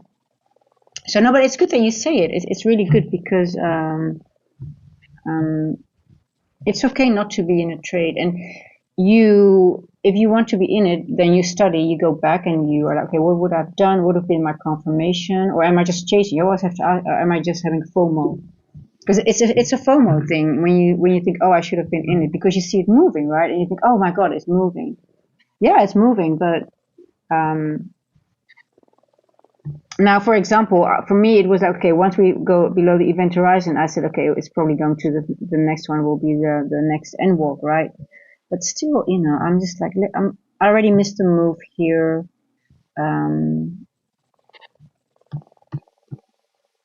I can't get my 50, 60 points. It's going to be a scalp. I'm not good at scalping. So for me, it's just like, okay, it looked bearish. So I would journal it definitely because on the 15-minute, I said here, oh, we actually in the 15-minute, we went into this one was the fair value gap there at 230. If we probably look, we have S&T most likely. I'll check that in a bit. And now we're taking out this devil's mark, right? Here. Devil's mark, devil's mark. I actually said it. Oh, 15-minute devil's marks are more of an interest because they are liquidity or points of interest. And here we go. We've got 2 devil marks here. But I missed it. I was too focused on price action here. But I still don't like it because I can't really frame I can't frame a clear exit here. Like what area of the wick I'm going to use. Is it going to go here? Sometimes you're just not good. Hey, listen, I had 2 awesome days that I made I think I made over 600 NQ points if I count yesterday, and I think it's between 500 and 600 points. Do you think I'm worried about this little move?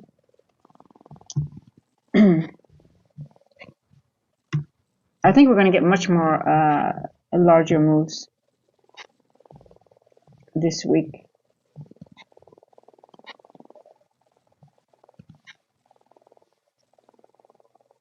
Okay, so we had two devil's marks, so we wicked into it. So let's see if we reject here.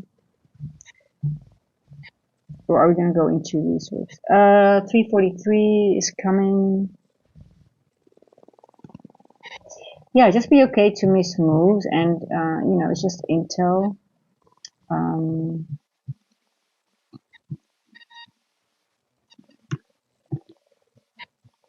And especially if you have a move that one of the highest as a trader is not to, yes, exactly.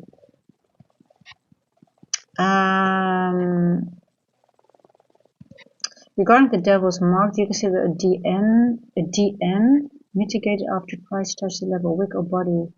DM, what's a DM? Daily mid? Is that a daily midpoint? Oh, devil's mark, sure, sorry. The devil's mark, do you consider mitigate after price touch the level wick or body?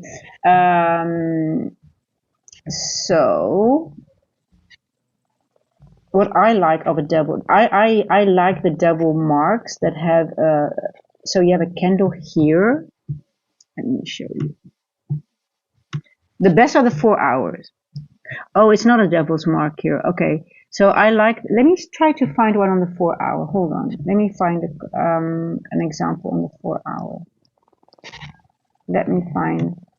So guys, if I see this price section, for example, that is something I don't want to anticipate. Why?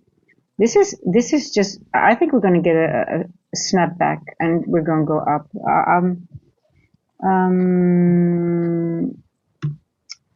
Let me find a 4 hour one and the example that I want to. Let me go back in time.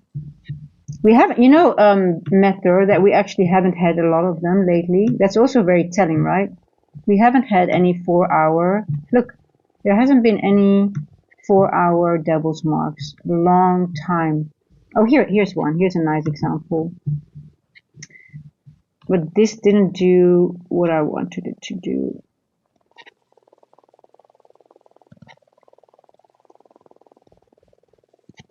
Okay, here's a devil's mark. But here,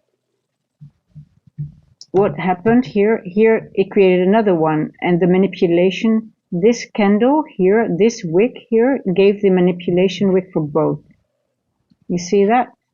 So the manipulation, it's just, it's not the body, but it's a devil's mark means lack of manipulation, because you don't have the manipulation wick, right? You don't have the wick to the open, low, high, close, or the other way around.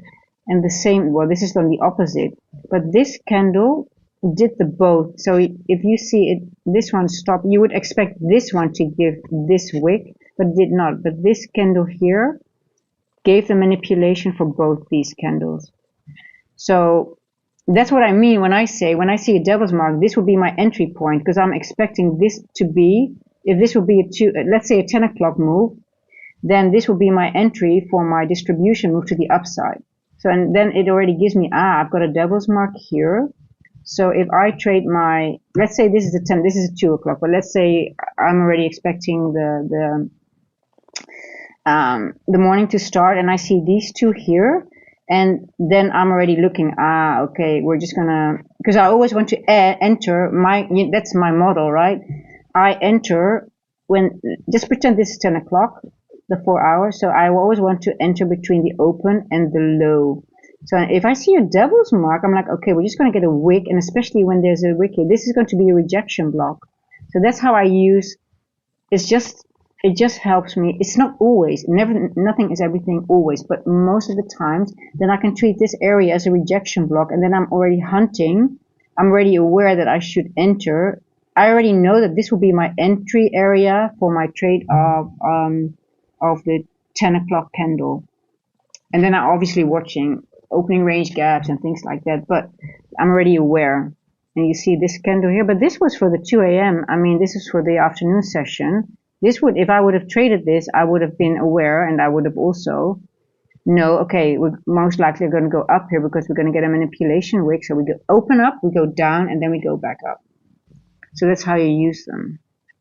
So this is then a proper rejection block, and this just intensifies the rejection, because it's the lack of manipulation, and the manipulation will just will most likely between this body and this wick. So you know this will be if it goes below it, then you know we're not going to go up. It's going to most likely go continue down. But if you get this manipulation in between this body and this wick, you have a lot of information there.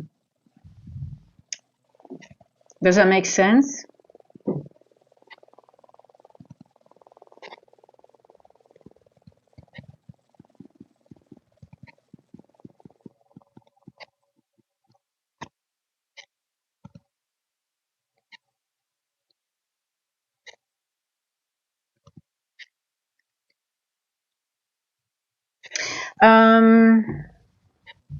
I'm going to get rid of this guy. He annoys the shit out of me. He thinks he knows everything.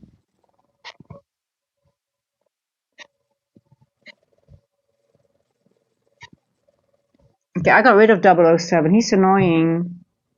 Every time he talks so much bullshit all the time. I just got rid of him.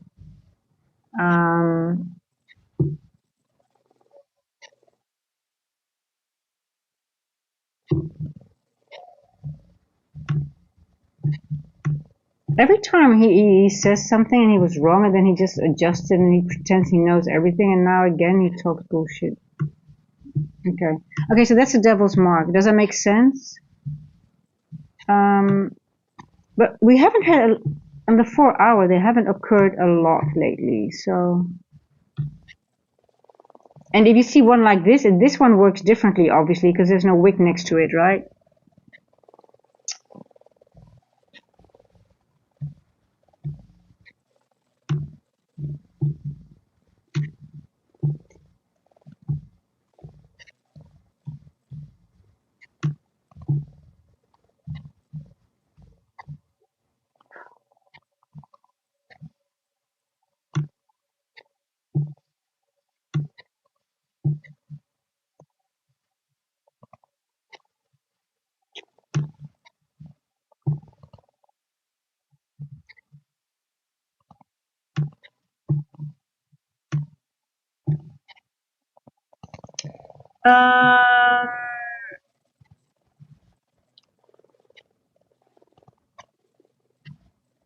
Bashi, what strategy do you use? I use different strategies, but mainly AMD, power of 3, but also a lot of time-based strategies. Obviously, the regular base, the sweep, and then breaker blocks are my favorite. Rejection blocks are my favorite. I have different strategies, but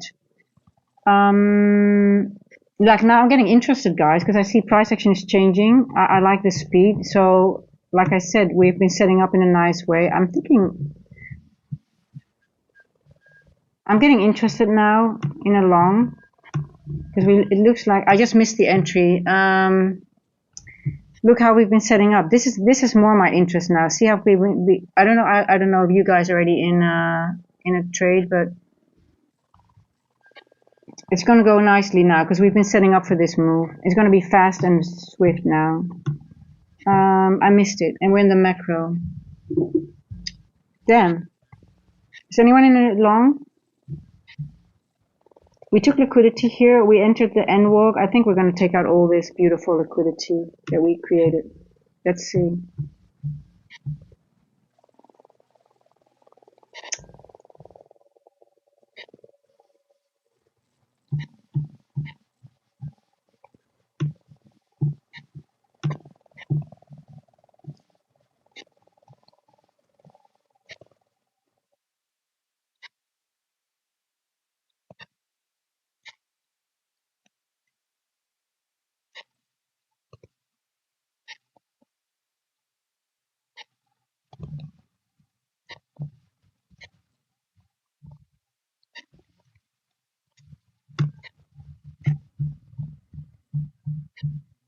Yeah, it's going to be a beautiful, nice move to the upside. Yeah, so you see the difference now of how it's trading. It's going to be Yeah, it's going to take out all this beautiful stuff. It's going to be a V-shaped recovery, guys. It's going to be a nice one. Um,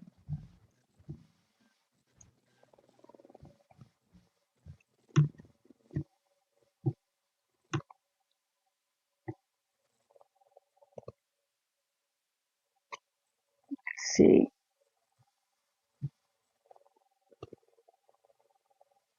Now there's no break or nothing, so it's a little bit tricky, but let's see.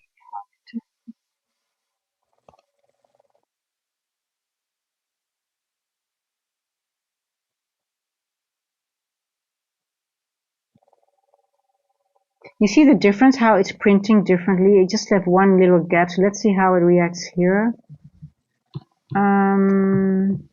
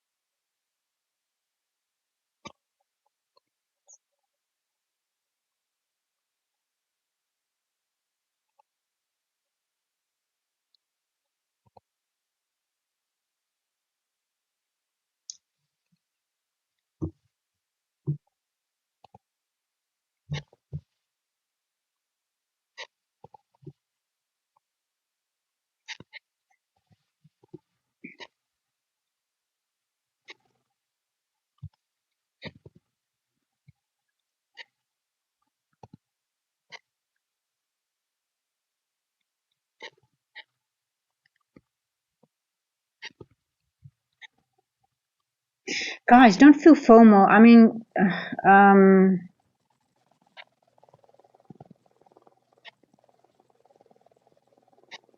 look at the 1 hour. This is just not an area actually that you want to anticipate in. It's a gamble at the moment, to be honest.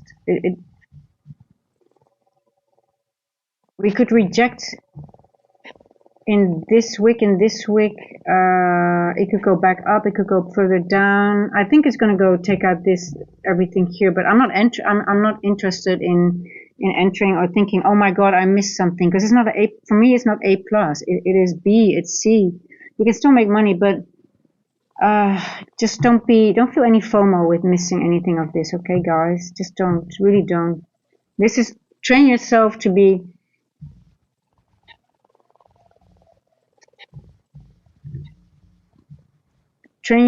okay missing it and just watching it. Look, it's this is really price action that you can get, that you can lose your account or you lose your evaluation, because either it didn't even hit 50%, it's already moves up, and the swings are fast and they go back and forth, and yes, it moves, but it is not A plus.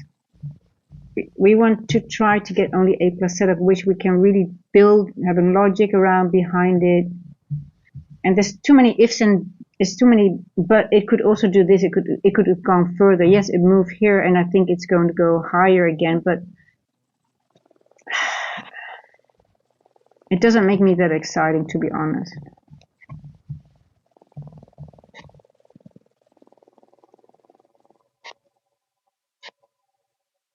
But you can see the difference in how it's starting to move, but it's still spotty, right? It still leaves a gap here and this one here. Let's see.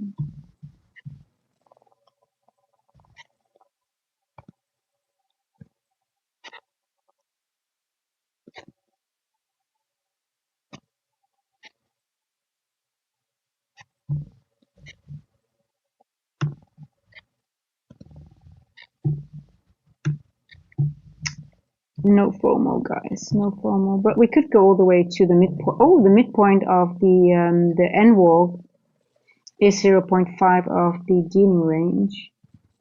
816. Let me check. 816.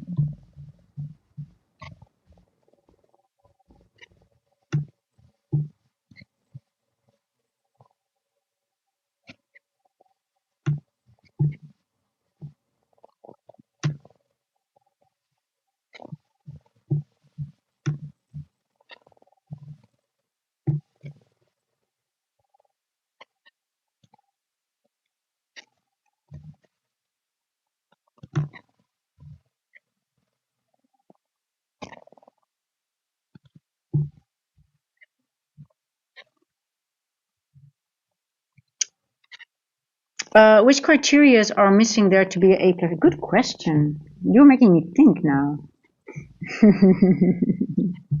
That's a very good question. Okay, for starters, look at the 4 hour.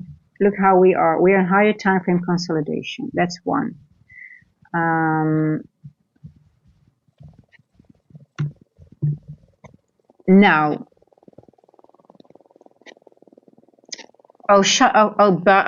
Bashi, don't say this. Stupid. Trump totally changed how the market moves. Really? You really think that? Then you really have no idea. You really think Trump is the one who did that? Let's blame Trump for everything. Yeah. No, he did not. Um,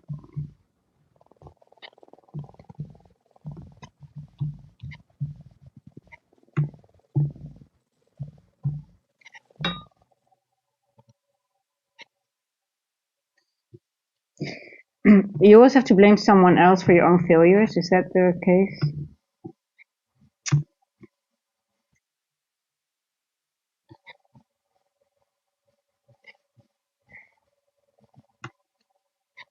To be honest, I had two really, really good days, so I'm really not complaining. You just have to wait. You have to be patient for better setups. I mean, but the last 2 days have been pretty awesome. So I'm actually very grateful. But going back, A plus setup.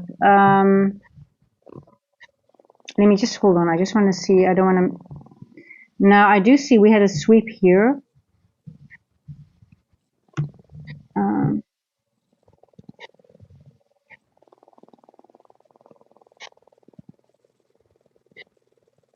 of his bullshit wars. Oh, he's cleaning up the mess. It's actually a good war, so it will be very good for the world. So it's not him being bullshit. It's the IRGC that's being bullshit, and it's good that they're cleaning up that those barbarians. So it will be good. And you see, price action is pretty. I mean, the markets are holding up, so they're expecting it to be good. But anyway, guys. Uh, Michael, I'll go over the trade on the upper side why it was not an A plus setup. But let me just have a watch now for what price is doing. We did have a sweep here. We did go into A plus.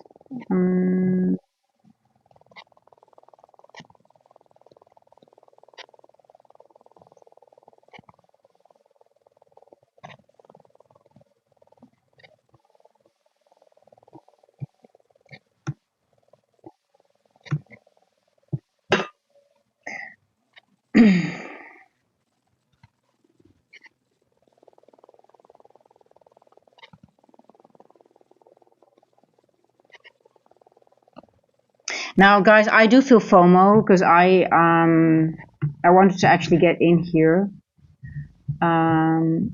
because of how price has been setting up. I really want to actually be part of this move, but I missed it here. Why does it make? Why am I more interested in this move now?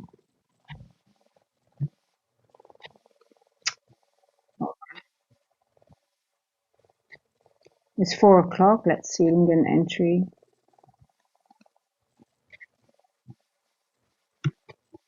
We had a sweep here, so A plus setup. Why we had a sweep here, but it's still, in all honesty, I'm the moment I say that, like, no, you don't want to be in it because higher time frame was still consolidating. It could still go down into this wick. We went into this event in this end walk. We took out this liquidity. I like the way this has been printing. I think it still needs this to be. It will go back up into this area because it's how it printed all this price action, because this is not normal. This is not normal price action that you want to see before it leaves it for a short. Let me hold on. I just want to see if I can enter somewhere here. And I was in down there. God damn. Mr. Chaos Factor, you're having FOMO too, like me. I can hear it how you talk.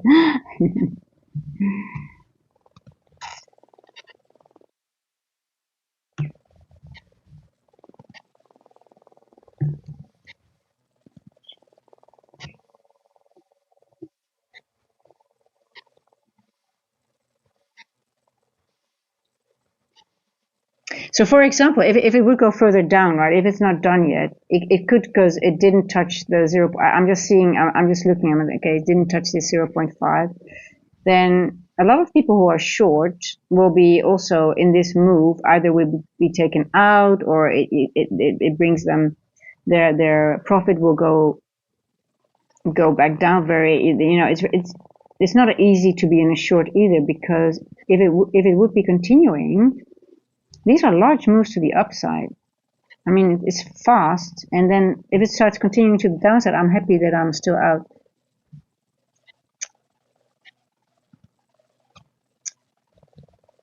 And another question: ERL to IR price swept a swing low but left New York. Exactly. What's now? Yeah, and depends on what time frame you're watching, right? And that has been a little bit of a struggle as well for me to read that, Michael, to be honest. Because normally that's quite clear. Let's look at the 1 hour. So now we could say we took out on the 4 hour here. One could argue, okay, with this swing low on the 4 hour, we took out yesterday's low, right? But this is 6 o'clock, so that doesn't count actually. We created that yesterday. What day is it today? Wednesday, 6 o'clock. Yes, that counts as today's. It had to be this day. Let's go on the 1 hour. The 4 hour. I want to see the 4 hour. Yeah.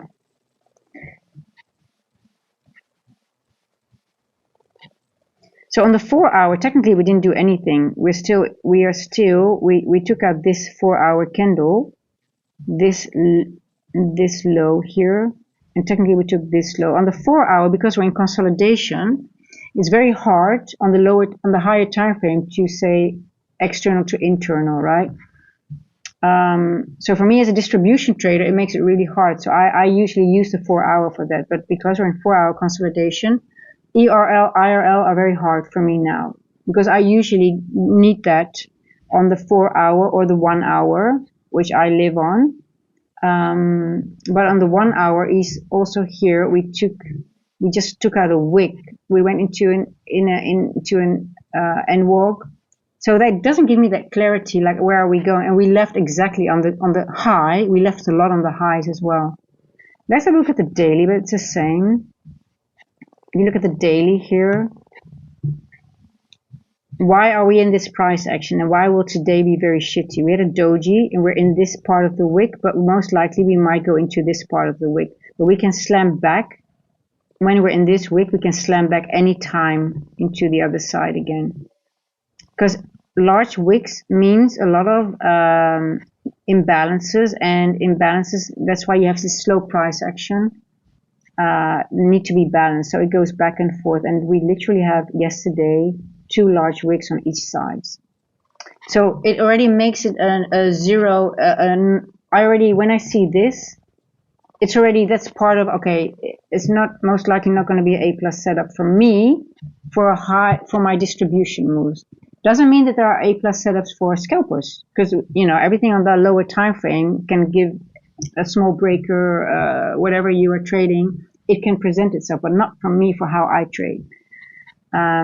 We have been in this imbalance all the time, and during London session, that was this session, going back and forth, that was in this daily imbalance. That already makes it for me a low probability trade.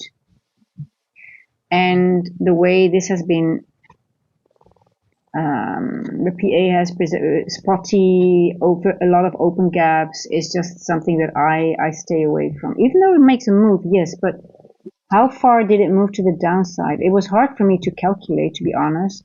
It went below this first presented. It went below this first presented of London, right? So I think it might go lower. But normally I will be able to calculate it more clearly, and I have my TPs, and then I know, okay, I can count on that. We already disrespected the OTE level, so I think it might go lower. But if I say I think, and that's because of how we, in this area, you remember at the beginning of the week, I had a very clear, I said, okay, we're going to use this 4 hour breaker, and it used those levels, and it was clear to me. But now I even on the higher time frame, I can't even make anything of this. And Monday and Tuesday, I used those 4-hour breaker. I could clearly make something of it, but now we're just going back and forth in this area. And people, I mean, we had this weirdo, it's 007, he says, "Oh, retail bullshit." I'm like, retail bullshit? I mean, we're just going back and forth in this area. Um,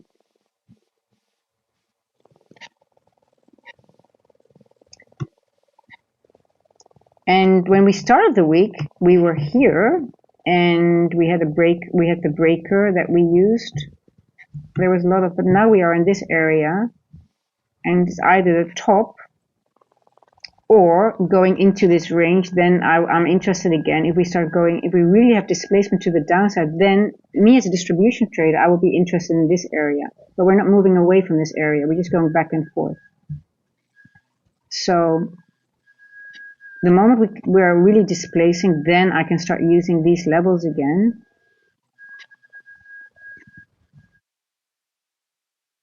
But there's nothing that I can use in this area until we either break one of the sides.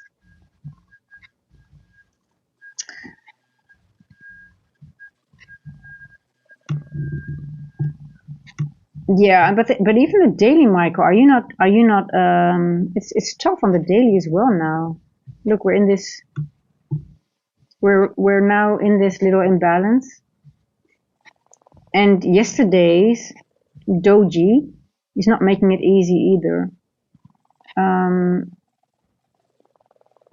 So for me, it's like, okay, I like this move to the upside.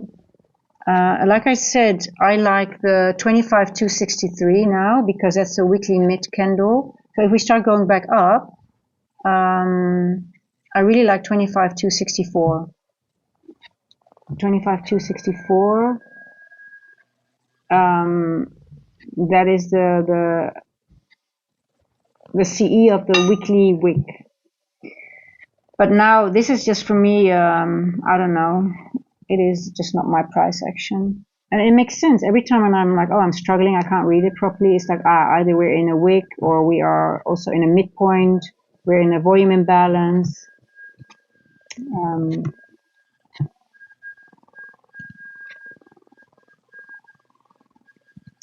But if I look at this,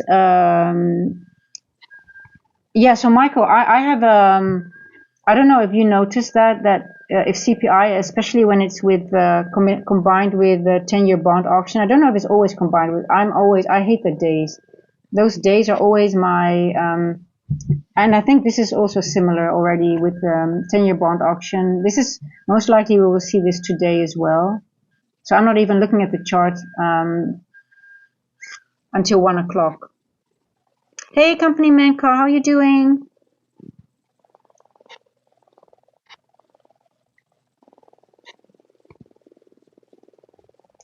But the problem with the higher time frame is that we actually don't have ERL to IRL. So it's hard to define. So then I'm already, as a higher time frame trader, I'm already lost a little bit. It already puts me behind. But then again, we can always go lower, right, to the 15-minute. And then we see what we can find.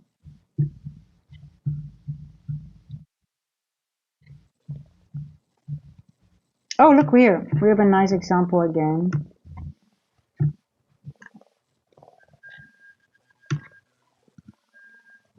Actually, this would have been a nice, okay, this is something for my journal. We see this devil's mark here. We did go lower here and we just tagged into it and it went back up. You see that's a similar on the 15-minute, that the one that I explained on the 4 hour. You see this? Boom. Manipulation, boom, and we go back up. And you also have the confluence of the N walk, so that will give you at least a trade back up, let's say to the volume imbalance, I guess. So I'm leaving it on. You could go back further down though, but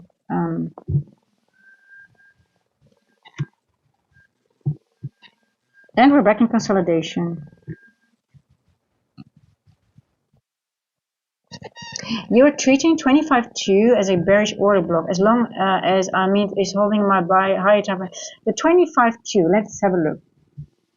The 25.2, let's see what you are using. The 25.2, 25.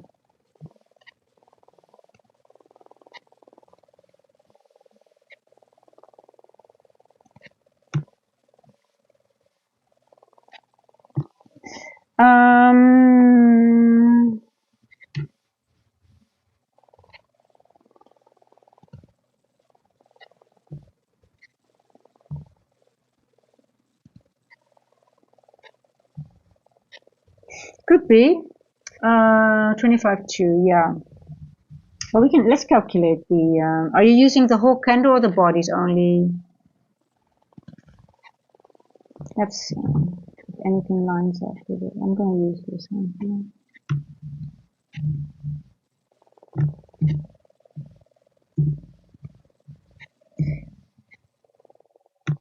But technically, for an order block to be an order block, you actually need a fair value gap next to it. This should have been a fair value gap. So that's why I'm a little bit in doubt of using it. But I'm just going to use the bodies. Let's see if it makes sense. I do like how the candles are behaving. I actually like it because this one really rejected at 0.5 of it. I actually like it. But I'm actually bullish for now, to be honest. Look at this one here. If you use the whole candle, 0.5, then we went up here, and here we rejected at 0.75. It's a good one.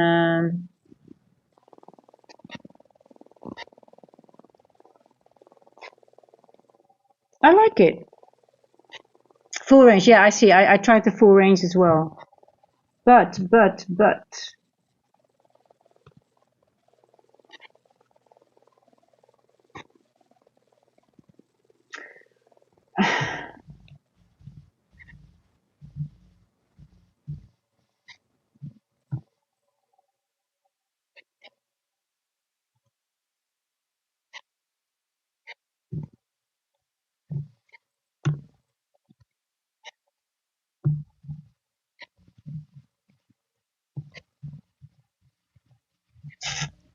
If that logic is going to work, we should fill here.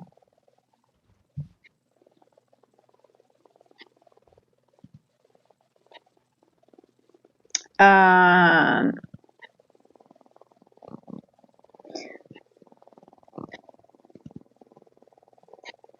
I'm still bullish because of how we've been setting up price, to be honest. But hey, if that one is accompaniment call, if that is correct where you are, then I think it would fill because we already tested 0.5. We tested the 1/3, and we already tested now the one last quarter. So then that could mean it's ready to go down. But I don't like this daily large candle here. So if I'm looking at the daily like this, so it's very confusing, guys. I'm just going over my logic. It could be totally, it's not that I'm just going over some stuff. If I look at the wicks are, if I look at the wicks look like they want to be taken. I see this as a strong, as a sort of like a barrier, but on the other hand, we could just have a wick again, right? It's a daily. So let's say the daily just wicks, we go below this wick here, we just wick into it, and then we go back up. So it's not about what it's going to do, but when, and that's the problem.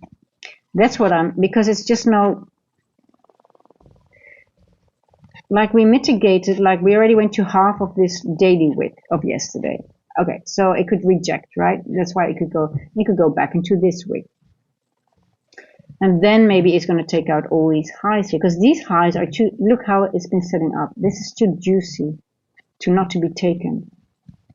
So that's why I'm sort of like hesitant for that short. And I'm really actually, I really like this level. What am I doing here? Yeah, okay. Hey, but company, hey, Maxima, good question. You know, I've been, I found out there was an Australian woman on, I was like, what's going on? It's just a muscle. And now I found out that I have to, it's just mobility training. So I'm hanging now every day. I'm doing just, there's specific ways how you have to just open up the joints, and I'm just doing very basic stuff, and it's working like a charm. So I'm walking like a baby that just discovered walking. I'm really, I'm crawling, and I'm very agile again. It's just a few exercises, and it's crazy how how how little sometimes you need to get the basics back on in order. So, but yeah. Yeah, Bashi, and it's also a 10-year bond auction. 10-year bond auction is shit. So I don't even trade the day until 1 o'clock. So it's good. I'm doing well. So no more back issues. And every time I'm training myself to hang. So every time I hang, I'm adjusting the time. When I started, I couldn't even hang 5 minutes or 5 seconds. 5 minutes. I'm not there yet, guys. I can't hang my full body weight 5 minutes. No, micro day trades, but you can journal, and you will see if you go back and if you journal a long time, you will see that a lot of things happen a lot of the times in similar environments or when similar things are occurring. So for me, it's the 10-year bond auction. Always, I have a bad day, and I went back and I didn't know about it, and ICT mentioned it once, and then I went, because I always, when I journal, I always posted the news, because I wasn't, when you start, I don't know, I knew Redfall, the news, but I was also like, yeah, I don't know about it. So I always had this whole Forex Factory and all the news all the time. So one time he says, yeah, 10-year bond auction, I don't even look at the chart, and I'm like, oh, let me go back. And so I went back into my charts, into my journal, and I have 2 bad days. That is the Thursday of NFP week. That was my worst. And there was another day. And the other one was always 10-year bond auction. So I do look at the charts nowadays, but that's my second worst day. So and I don't know if 10-year bond auction is always with CPI. I can't remember that. But if I see 10-year bond auction, I know already with New York, okay, I'm not going to put on my funded accounts or my live accounts. And we had 2, also it makes sense that we're in consolidation, because we had 2, even though it moved slowly, we had 2 large expansion days, right? So it makes sense that today is not going to be a nice day. Michael, 6.5 years total, I believe now. 3 years ICT, 3 years retail bullshit. Not retail bullshit. 2 years retail bullshit and 1 year, but it wasn't good enough. It was volume profile. TPO. I don't call that retail bullshit, but it wasn't enough for me.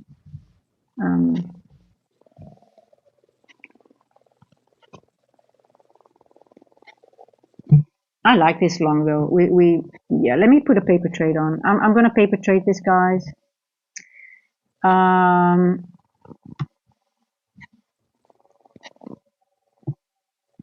Paper trade.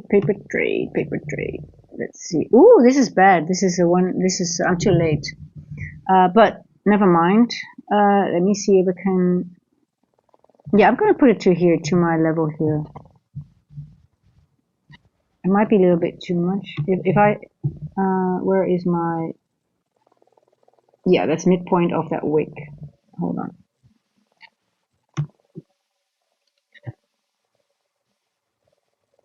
Okay, I'm gonna get rid of this because so company man call, if your order block, your bearish order block, then we should reject here. But I see it is using those levels definitely of this daily candle. So company yeah, company man Carl said something very interesting. He uses this order block, so the top part, as a bearish order block, so it's keeping price down. So I put the gradients, I used it, and we wicked exactly 0.5 here. Let's see, 0.5 here. Then we had a quarter level lower here. So then we went back up, but between 0.5 and the 1/3, and then now we are at exactly a quarter level, and you can see we just stepped above it, but it's sort of like rejecting it. So if we do go back down, I think then, but I'm sort of bullish, as you can see, but I am looking at those levels now, very interested to see, because I can see that it has been using them, but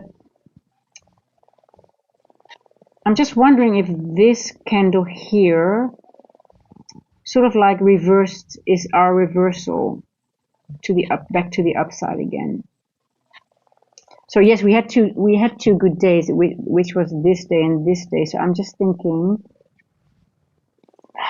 are we just going to go lower to 0.5 here and go back up? That's my only thought.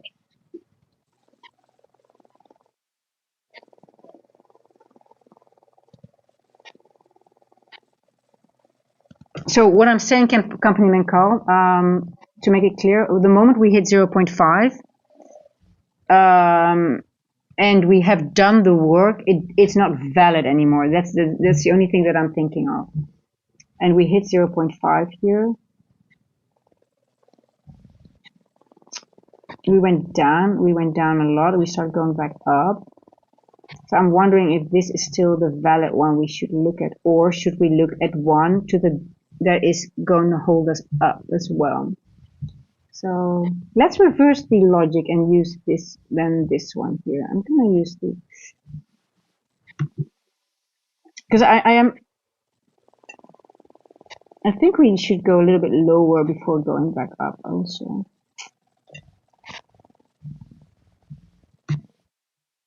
You see, guys, I'm down, but I'm paper trading, so it's awesome to have your losing trades as paper trades.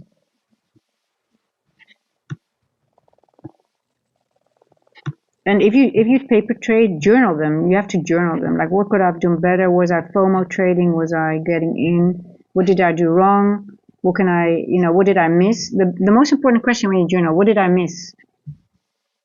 And sometimes in the beginning, it'll take a long time to find out. But when you start seeing things like, oh,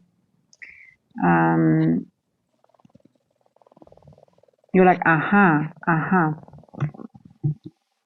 Okay, let's go over some logic. Okay, well, I will leave this because I can frame it both ways. It will drive me nuts. Otherwise, I won't go off the charts for days. Let's go to the 3-minute. Do we have an inversion? Yes, we do. Did we retest the inversion? Yes, we do. Do we have a breaker? Yes, we do. We have a breaker here. Did we activate the breaker yet? No, we did not. So, is there a possibility we're going to activate the breaker? So this is the breaker, but it's not activated yet. We're just in this. So if we go back down, that's a possibility before, and that means it's just creating more trendline liquidity. Here, here, here. It will make another low to take out this low, this low, this low, and maybe even higher. So that's a possibility that I'm thinking of now, because we haven't activated the breaker yet. But we did go up. So then if we make another leg lower, will this then be the new breaker, right? Because you have to think, okay, we make another leg lower. But this doesn't look to me like a proper breaker. So I'm thinking it might go up. Monday range 3 days, look back. Yeah, you have to look back. It's always good to look back. 3 days for lows and highs. and also first presented fair value gaps and things like that. Okay, I'm staying in my trade because I wonder if we are going to make another low, but it could. 428.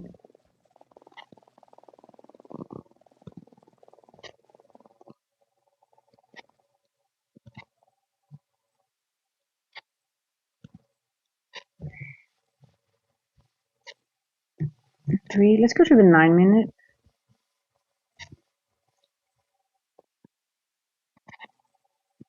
Oh, look at the beautiful 9 minute.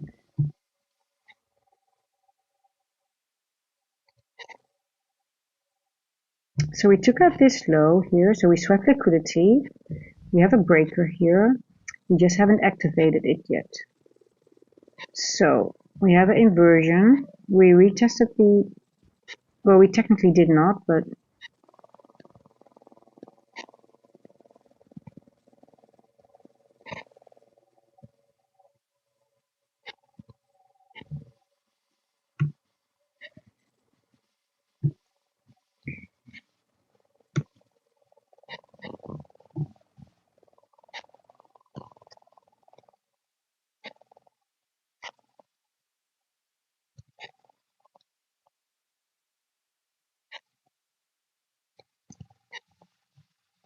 Asia low, Asia high, and we also left yesterday.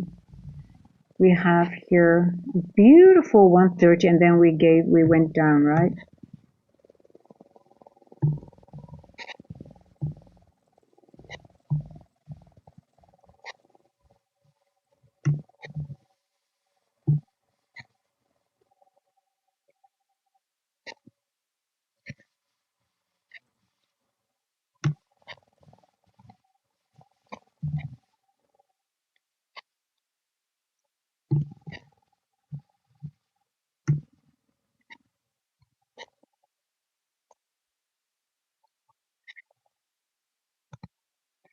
Yeah, I'm bullish. I'm bullish.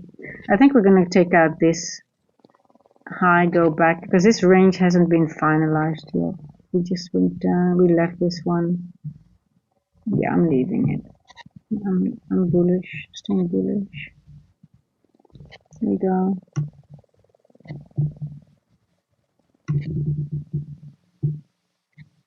Getting rid of you.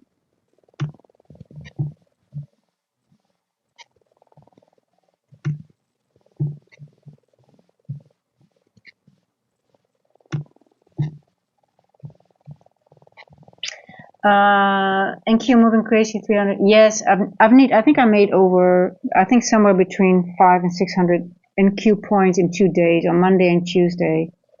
It was crazy, but it was beautiful.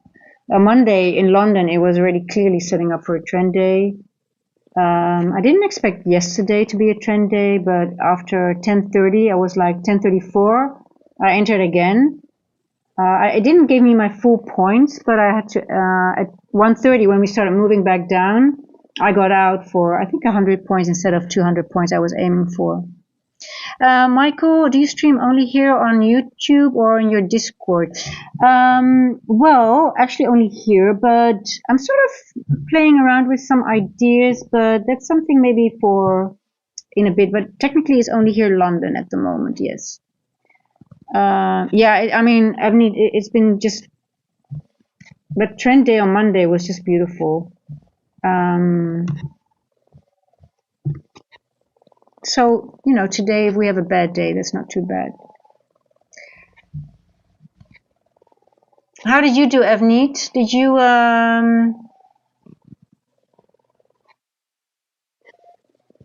Michael, 25 is mine is good. So far I used 4 hour. Also the 20, okay, you guys are using the 25th. Yeah, well, so I have to fade you guys then now with my long, because that means, let me see, but I can see it's been using those levels definitely, yeah. So you guys are both using this one. I'll go to the 4 hour. Oh shit, my internet. You see that? Yeah. So I wanted to go over 124. I want to see what Michael is doing. Michael said he used the 4-hour 25th. Let me look because I haven't used that one. Let me have a look at what you guys have been using. The 25th. Okay, that's this one. Then I think. Oh no, that's another one. Yeah, this one. Yeah.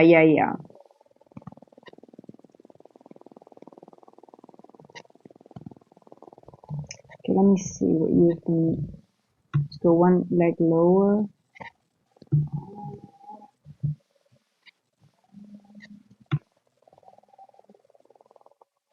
Oh wow, that's a nice one too.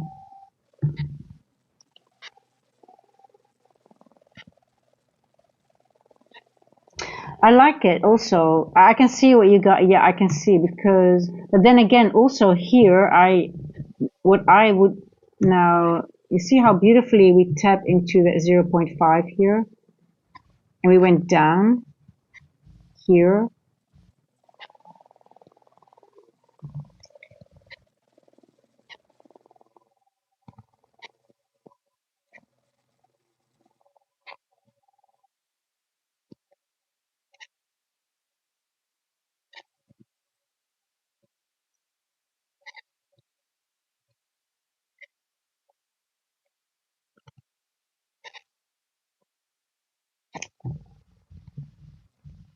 Let me see.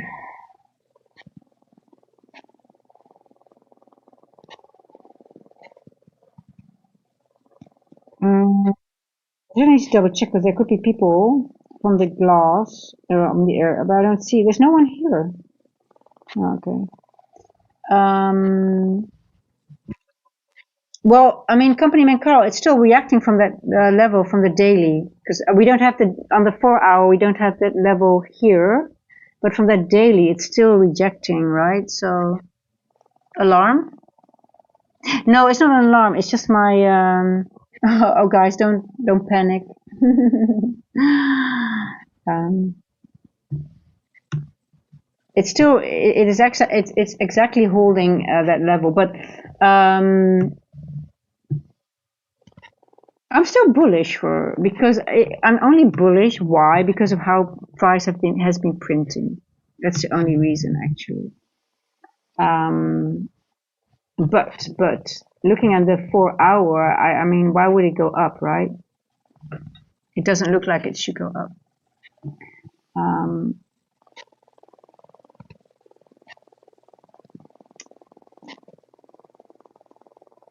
But we are above the event horizon. We tapped into this end walk. It doesn't want to go lower.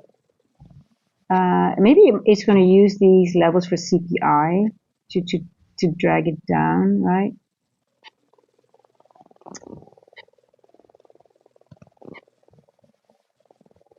I think everybody's being slapped around, the shorts and the longs. But I'm just following, okay, we took liquidity, we took a low here, this is low. We have a breaker here, not yet activated. So either it's going to activate this breaker in this run, or it's going to make another low, and then it will activate this one here. I don't like this setup for a breaker, because that means it will have to incorporate this accumulation. And normally you don't want to see that when you have a breaker structure. It doesn't look like it will make another leg down if it's going to use this as a breaker, if that makes sense. You might guys, what is she talking about? But just thinking like a market maker model, right? So sell side, we take out a low, we sweep a low, which we did here, right? We swept out this low. It doesn't have to be all of them. This is enough. We have a change in the state of delivery. Now let's see if we have a 5-minute one. Now technically we don't. You see that? So technically you want to say you want a body closure above the.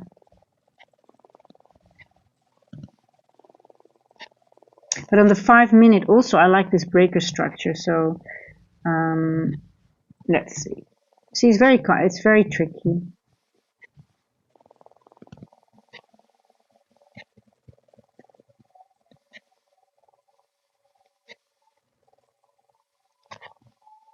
See, no body closure above the first percent. We're below the 4 o'clock again. Oh, I'm stopped out, by the way.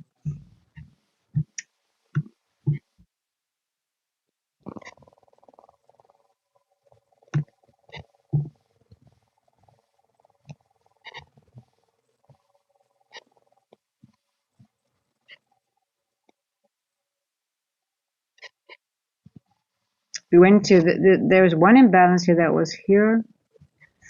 Let's see, it wants to go back up.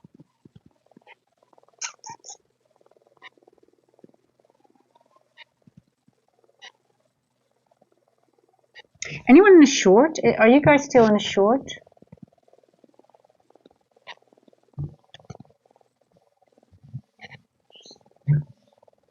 Are you aiming for the 0.5 here?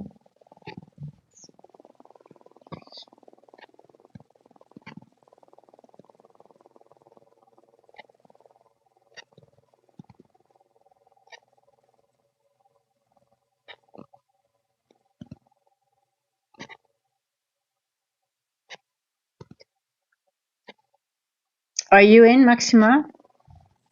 I cannot trust it. I don't know why. It's hard. Okay, well, Michael question what A plus setup is just sometimes it's also okay. AMD, you have accumulation, manipulation, distribution. For me, if I see a setup like this, for example, I see sell side, buy side. Now, when you have a small market maker model, when you have a normal, you know the schematic that we're used to, right? You have like we go down and we have a retracement, we go down.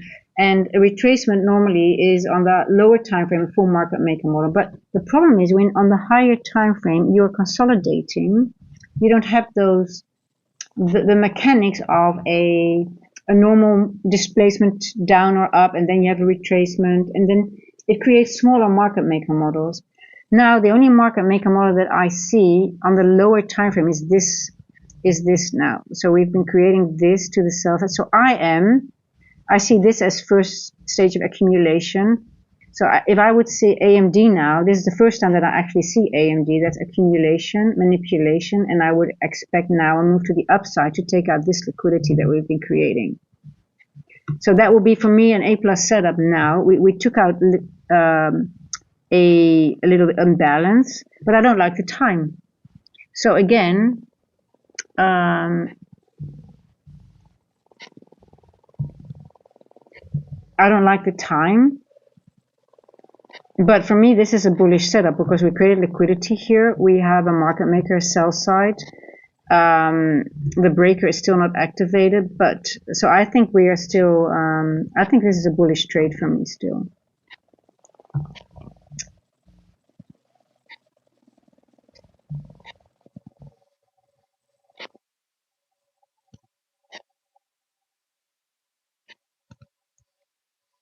But again, I can frame it both ways. I can see it go down to 0.5 to this fair value gap, or we're going to go up to take out this liquidity first, which we created in London, and just we're using this setup now that we've been creating. Or on the high, or which maybe a higher time frame is actually the one we should be using and not the 1 minute. We're on our way down to this fair value gap, and after that, then we might take out this with high.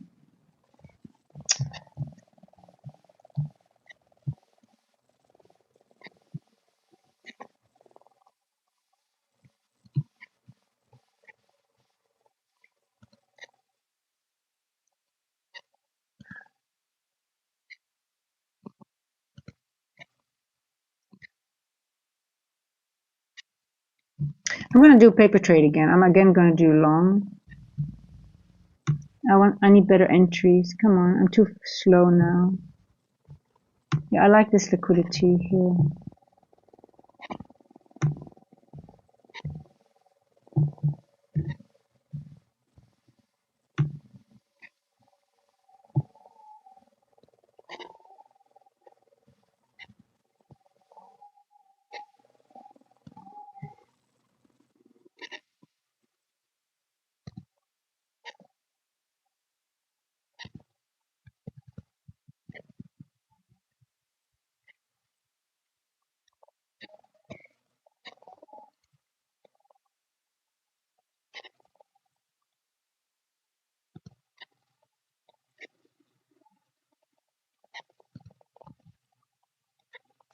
We are creating this. Now it's a bearish for that. I can see that it's bearish, but we need to start disrespecting one of them at some point. We're below 4 o'clock, below 3 o'clock. Where's midnight, by the way? Midnight is here. Okay. Midnight is there. 3 o'clock is here. 4 o'clock is here.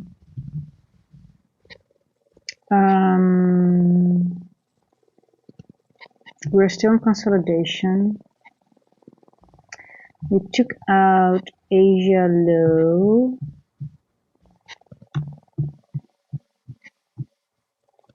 We have a 10 o'clock here, 3 o'clock here. We took out 3 o'clock. Okay, that's good enough for me. 3 o'clock, 3 o'clock, 3 o'clock.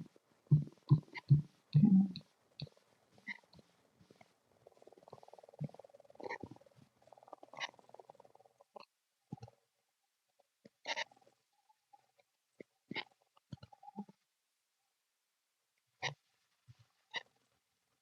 Yeah, and we know Maxima, and also 10-year bond auctions. I'm not going to trade the AM session. I might have a look, but I might do I might stream after 1 o'clock. I never trade 10-year bond auction anymore, and we had two really good days. I mean, we had two nice trend days, so it's okay that we have bad price action for a day.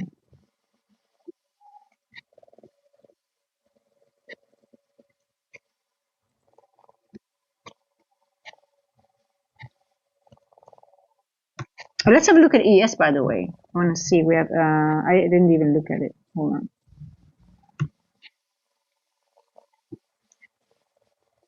Sometimes ES is much clearer, right? Lately. Let me see if we have ES on top. Yeah, here you have. We have beautiful 430. You see that? And Q took out the high, and ES did not. So it's on the top. So that might be more bearish than bullish.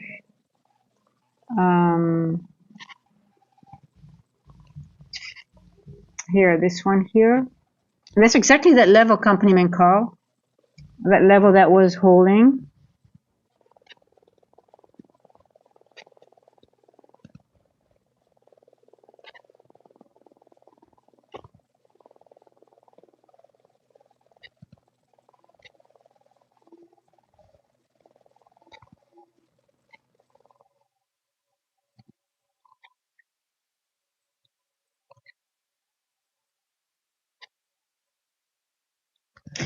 Yeah, if you look at ES looks a little bit clearer. Like you would see, we can get a continuation down to the downside, right?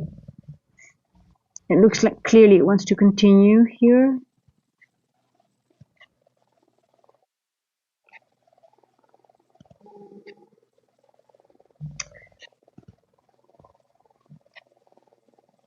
Yeah, you can see here clearly that it's starting to distribute.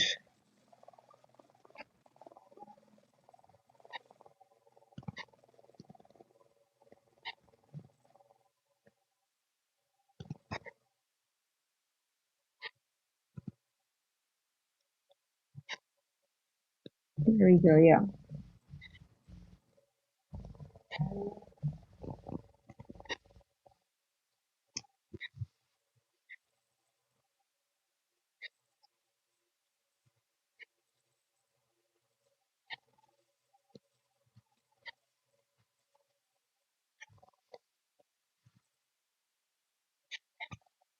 Yes, it's dancing or RTH pop. Yeah, but now we're in this area. We still could. I mean, I still don't trust it fully too for a short. I just can't put myself in a short at the moment. But hey, listen.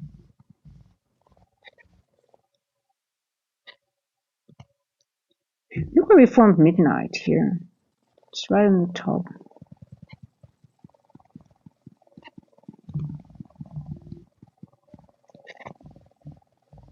Okay, if you're in a short, I think, you know, it's becoming 5 o'clock. There might be some movement. If it, I mean, this is a nice area, I think, for a short. if it starts falling down,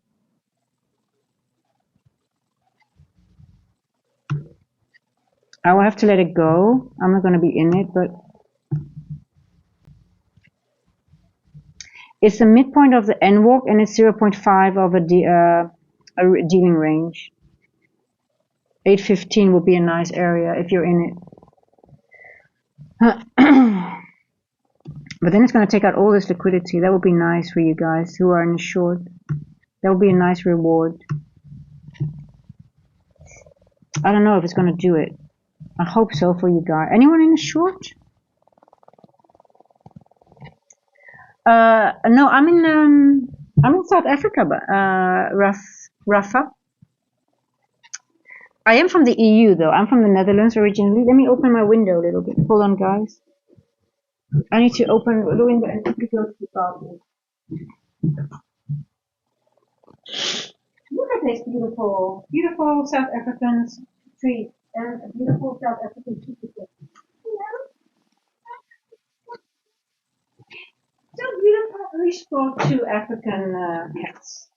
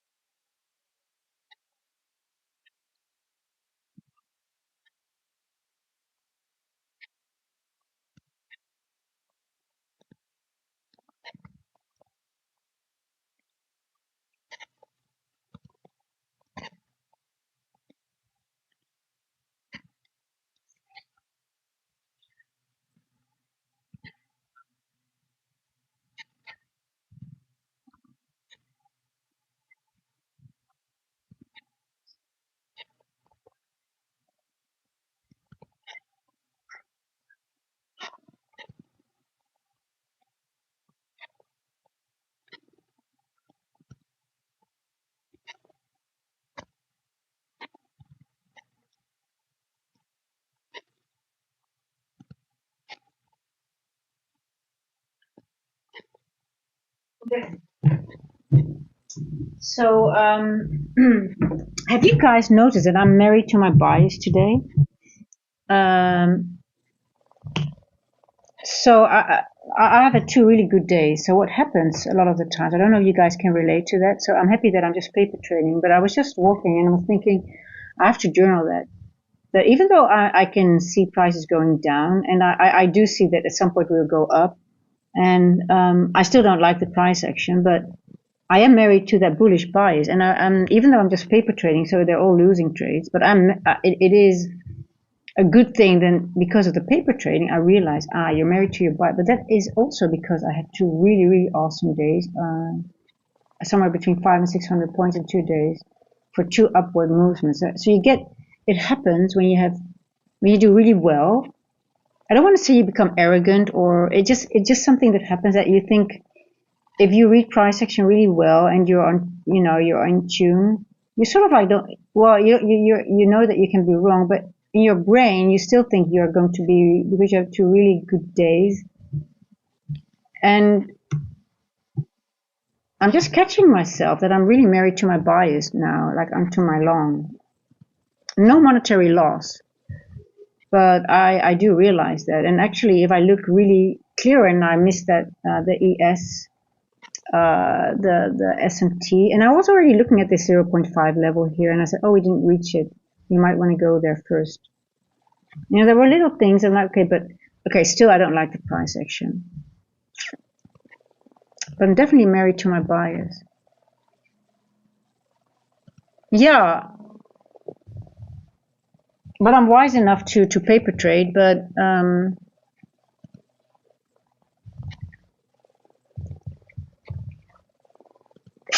so I know now I have to really take a step back and really wait for that A plus, for things to line up, time, price. Now, what I also said, oh, I don't like this setup. This is, we've got sell side, and if we go leg down, this would not be a potential for a break. Well, that's wrong already because we are going down. and we are obviously going to make a lower low.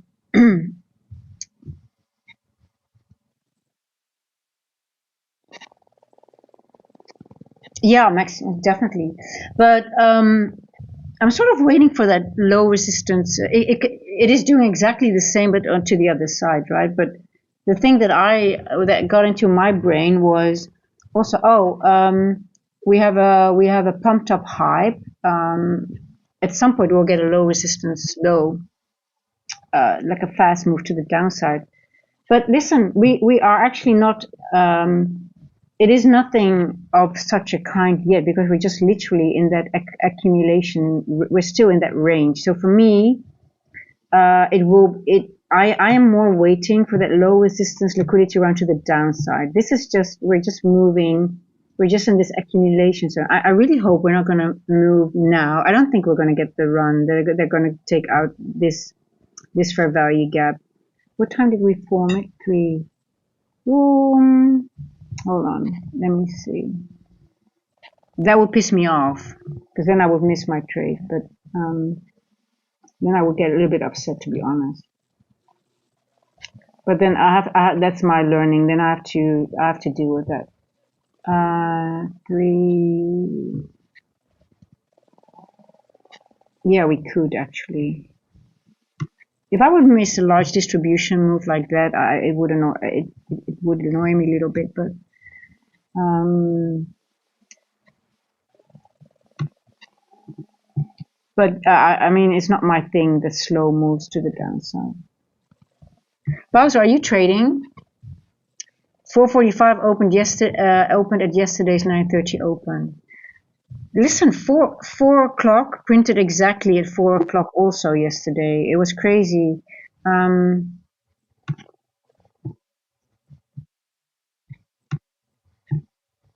Look where midnight is exactly on the top. That's also very telling, right? Olaf, welcome to the family, by the way. 4:45 opened at yesterday's 9:30 open.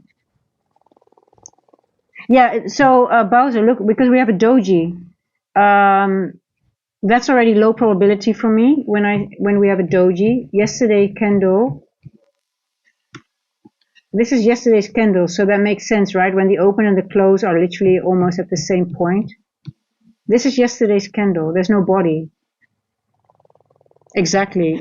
I already know, for me, that's low probability because we go back and forth. We could go back into this wick, go to midway, and go back up again. Or at some point it's going to break it and it goes to 0.5 here. That would be, then I see it as a laxative.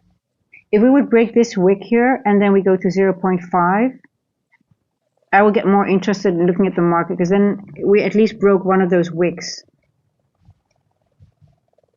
So let's see if it does that. That would be nice because we did go here, and then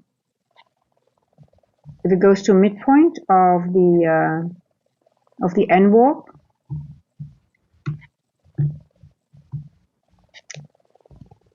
but I still don't trust it.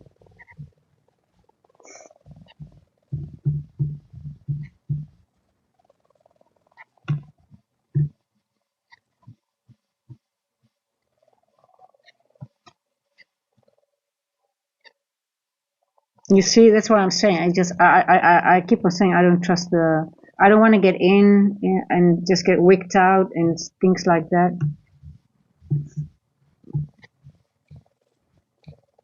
This is at 0.5 level, yellow line.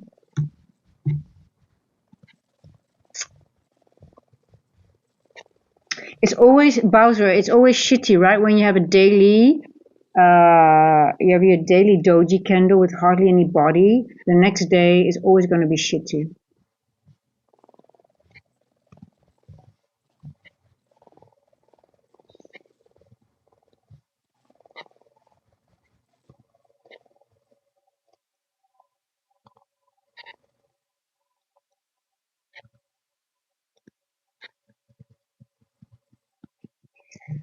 Look at those equal lows here.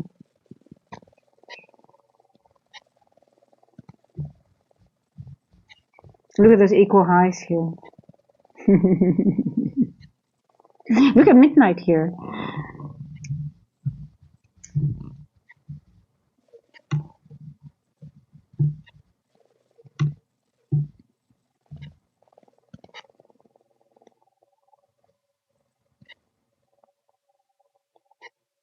Yeah, Shifan, if you for I mean, it is a scalper's market. Take your trades, take short trades, 10, 15 points, and run. Take your money and run. Um, we're still in a consolidation area.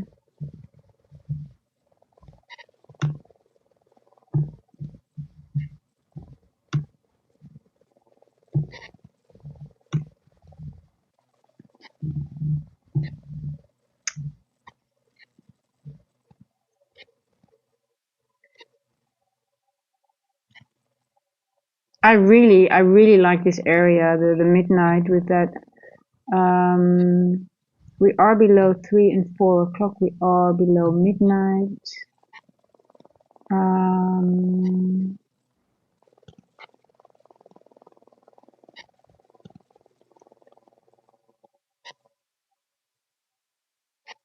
are we going to get a trend to the downside? Was a beautiful. Oh, Zartre, you really like this price action, right? You've got to give us a. Uh, you've got to train us how to trade this better then, I guess, because I hate it. I really wish I could be better in this, but it's okay. I mean, you can't be. We need to have prep. You know, we have different trading identities, I guess, but previous day low going to be crushed today.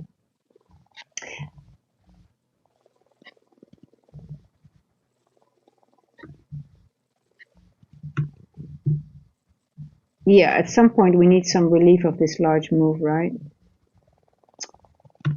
I just hope it wasn't going to be now, to be honest. But obviously, at some point, it needs some.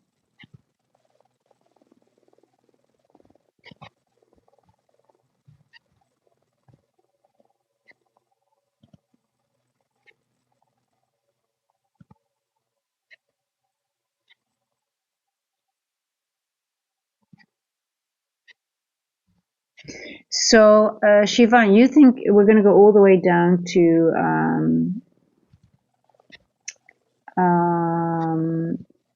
Sundays or Mondays low?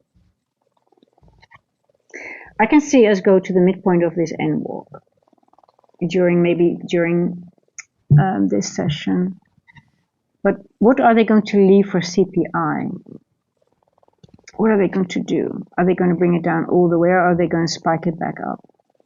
Because always you have to remember, right, when you have accumulation, we have manipulation.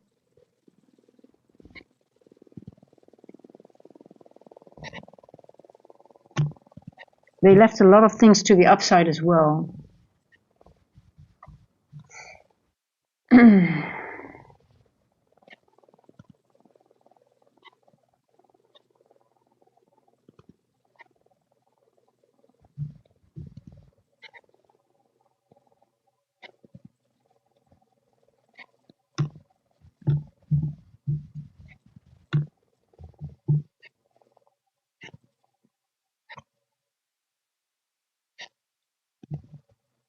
Touching 0.5 and then fly to the upside, or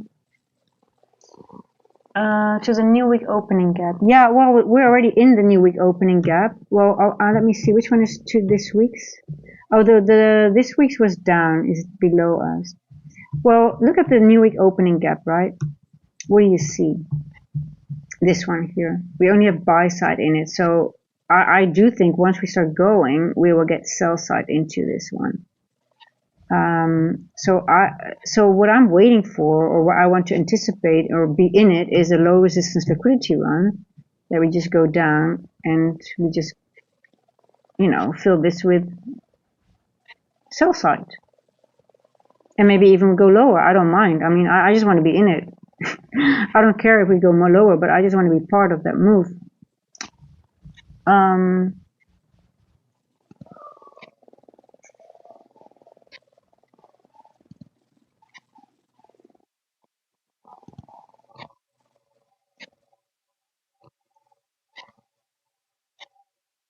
I just cannot enter also with CPI, a 10-year bond auction, and it's 5 o'clock now. It just does not make a, we are in premium. Well, you know what, guys? We are actually not, because the previous day EQ, that's midnight to midnight, we're actually in discount. We are below. This is previous day EQ. Here. Because you know, if you take just the technically we're just consolidating, but if you take this range, the dealing range, yes, we are in premium.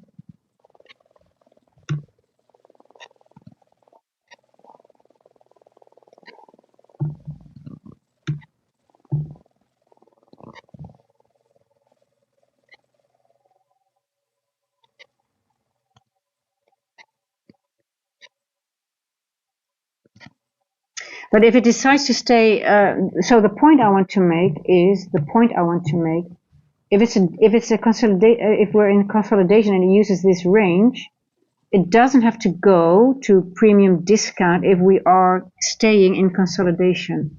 So then it might not tap into that and just use this as, oh, we're in premium, we're in discount right now, I'm going to go back up into the range because we're still consolidating. That's the point I want to make. If you have a normal range, you consolidate, you have a manipulation, right? You take out some level and then you go back to premium discount. But it could choose to stay in this whole consolidation range and then just use, for example, this previous day EQ as premium discount. Does that make sense?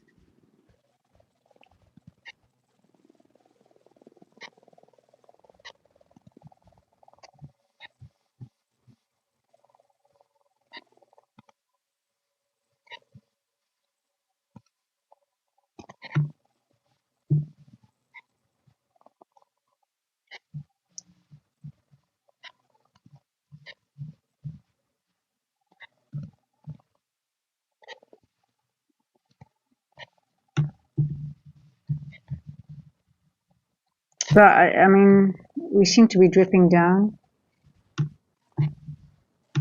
We are below the 0.5. We're not reacting, so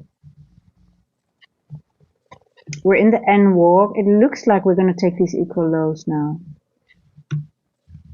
Let's see. Let's see if we're going to take these equal lows and go to the midpoint of the event horizon and maybe even to this. And then we are definitely going into discount of the larger wick, the larger range. 928, about 100 points. Can it go 100 points?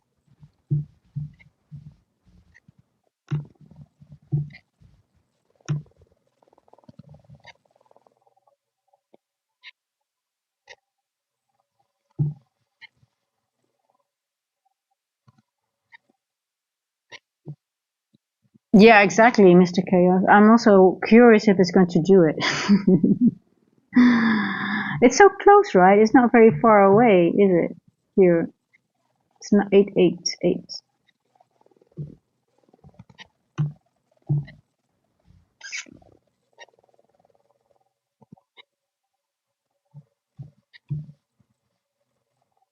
If I would be in a trade like this and it would go so slow and it doesn't go to my levels, it drives me nuts.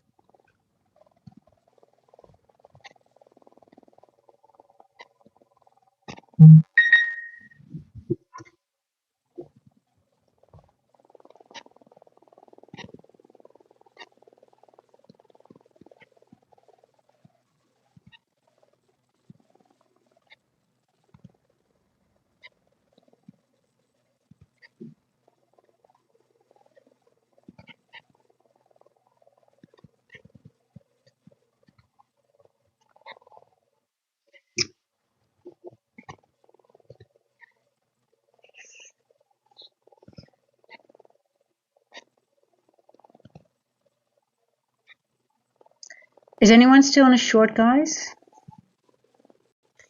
Yeah, equal lows might be, I mean, come on, NQ. Go to the equal lows. Let's measure the wick. Let's see if we can, it gives us some information. Because it might be a trick. Okay, let's keep it on. I'm going to use this. Let's see if it can go below 50%, right? See if it does it.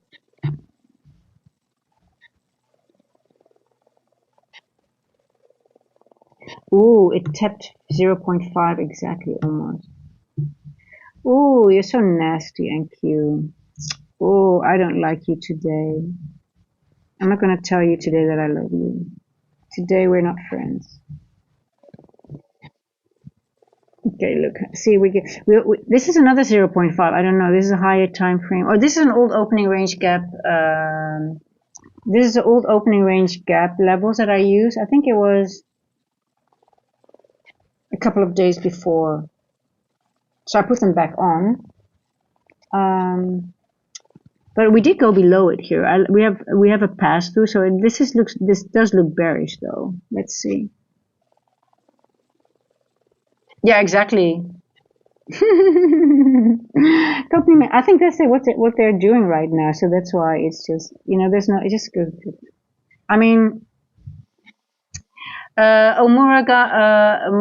Muruganas. Hey Pia, how are you doing? I'm still in a sell 27 cents. Oh, 24,734. Murak, are you doing CFDs or something? Because my levels are different. 24 24,734. I think you're on a different, maybe you're on CFD or something, right? Because I'm not even there. We are still at 24,939. But I get it. You're in a sell from a bit. Okay. Um, yeah. So Shafiq, hello. Yeah, I'm married to my bullish bias for some reason, and I'm just not ready to go short yet.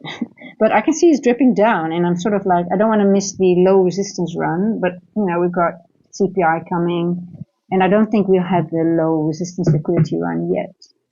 But my idea is that it's going to make one more leg higher before we get that low resistance liquidity run to the downside. But I could be totally wrong. Okay, CFD, gotcha. Okay, but you're good. Okay. How long, so Murak, what time did you enter? And then we can get an idea where you enter, because I'm really curious, because well done, by the way. I don't have the patience for a trade like this. I admire you guys who are in it and stay in it and can manage this price action and just stay in it and just have the patience as well. I want fast moves. I want get in, get out, and just well, sometimes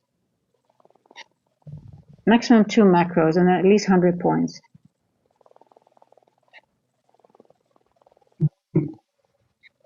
That's still an hour though.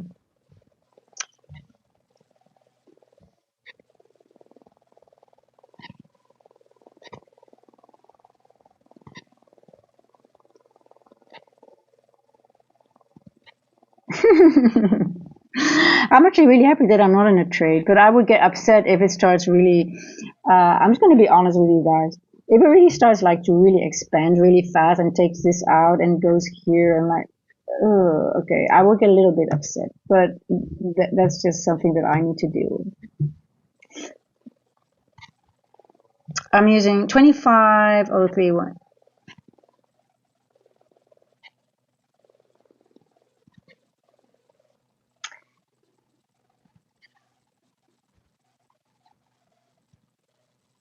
Are you looking at my chart and you have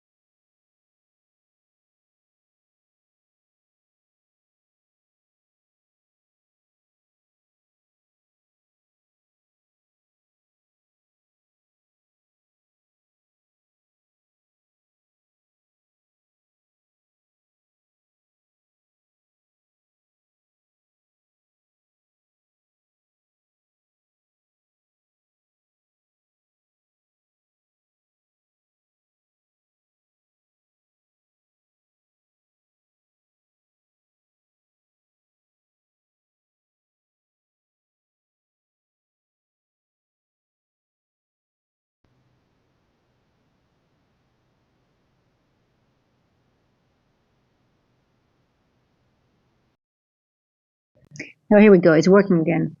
Yeah, I see. Sometimes it just stops. I don't do anything. But maybe it's like a signal from above, like, hey, just shut up. You're just talking nonsense today. You don't know what you're doing. It's time for you to go to the beach. Just do something else. Just. But okay, so I was just saying. Okay, let me just go over because actually, I was just talking. Maybe it's better you guys didn't hear what I was saying. No, so I was just saying that okay, if I look at this structure here, I see a market maker model, right? But what I also see is the start of a market maker model. We turn here, first stage of accumulation. We go back into the range. We go premium discount to continue the move higher. So I'm just looking at this little structure. I'm just even looking at the bigger part, but I'm just thinking, okay, so who's with me with that logic? I'm just curious. So we have the start of a market maker model. We have a turn here, first stage accumulation. We have a retracement down, and we go up further.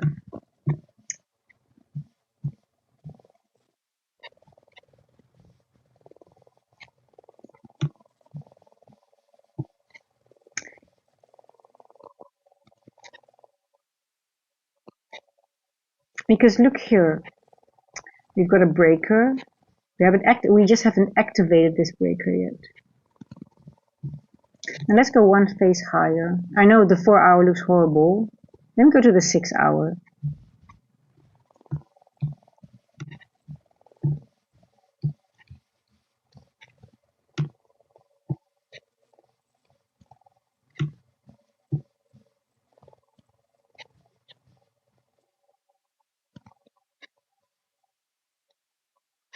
I don't see any bearish breakers. I see bullish breakers here. I see a new one here.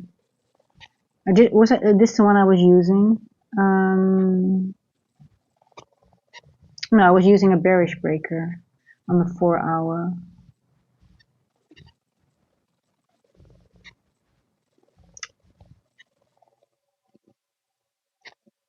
See, there's no body closure above this one.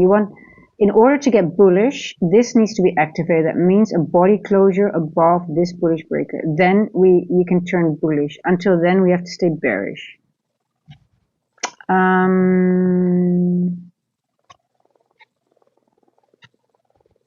Oh yeah, this was the bearish breaker I was using. I said we are bearish until we break this one. Well, we have broken the bearish breaker. So okay, I got you. Okay, now my logic. Okay, sorry guys. I was using this bearish breaker. When we start going up, I said we are bearish until we could retest this and go down. But we have gone over this one, but we haven't activated a new bullish breaker. So we're in no man's land at the moment. Yeah, PR. I know it's CPI, and also it is a 10-year bond auction, which is always shit. So we have disrespected the bearish breaker by going up, but we haven't activated the bullish breaker because we have no closure above this one. We have wicks. So on the 6 and 4 hours, the same. So that's why we're sort of in no man's land at the moment.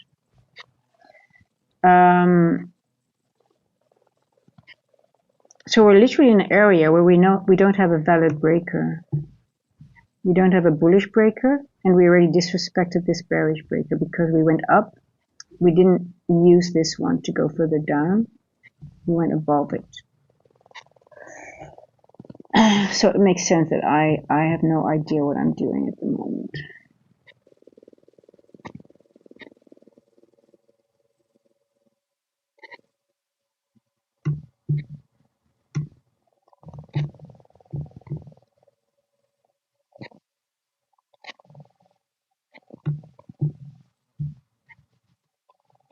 Okay, so we're reacting of the 0.5 of this wick.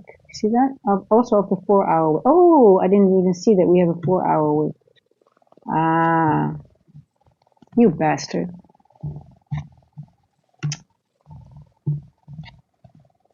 Yeah, of course you're going to react there.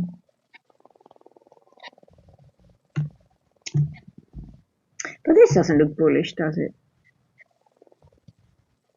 But could we get a next up close candle? Yes, we can. Because we're still consolidating.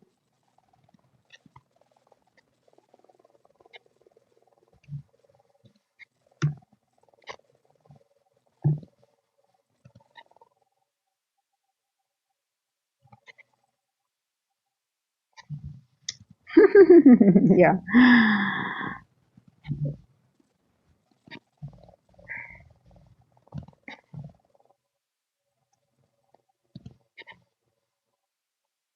Yeah, we've got half an hour to go on the 4-hour candles. So will it take out those equal lows? I don't think so. It's going to do that in this candle. I don't think we're going to take out those lows.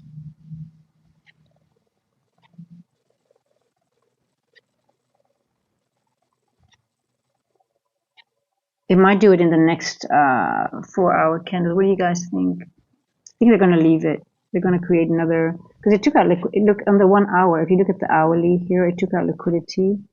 This one, and even these ones here. Okay, this one is already taken by this one.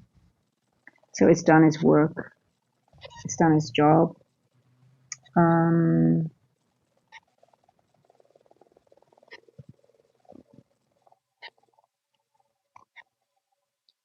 Yeah. I'm actually quite curious to see what CPI is going to do. If it's going to go into discount, or is it just manipulating to the upside?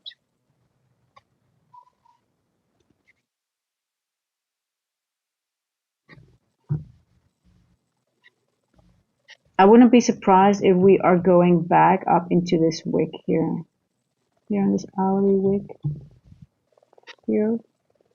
And maybe even go take out these highs, or maybe reject somewhere here. Let's see. Or maybe reject at 25.20. Let's see what it wants to do. I'm really curious to see what the next hour. Are you going to take out those lows?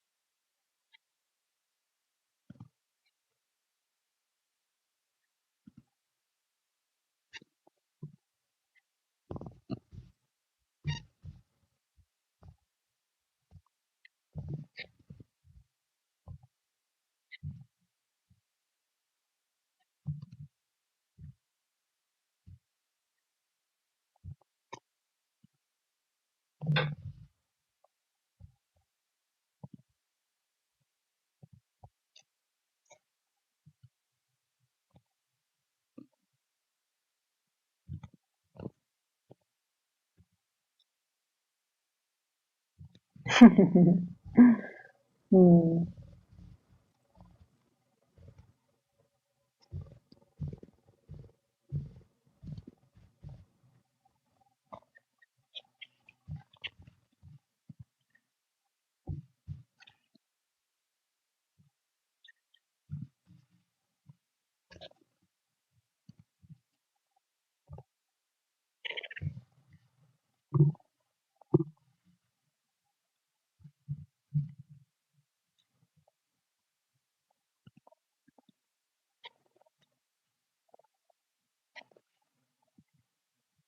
Yeah.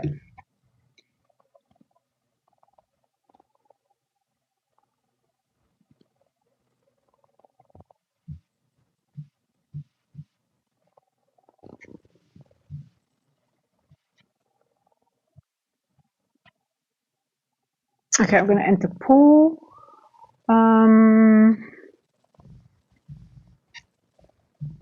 Yeah, guy, I don't think there's much to see anymore, to be honest. I mean, it's just probably either going to leave those equal lows or slowly get them in the next candle. I still just curious if it. I mean, it's so close, right? Well, it's not that close. So 50 points away. We've got half an hour to go.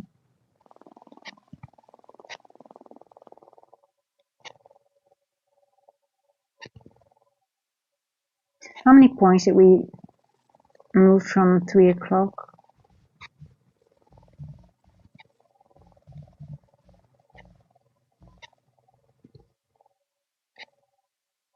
110 points. 100 points. About 100, 110. Not too bad of a move, to be honest, but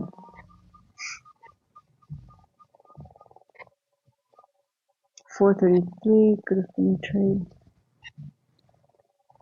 It's trickling down, trickling down.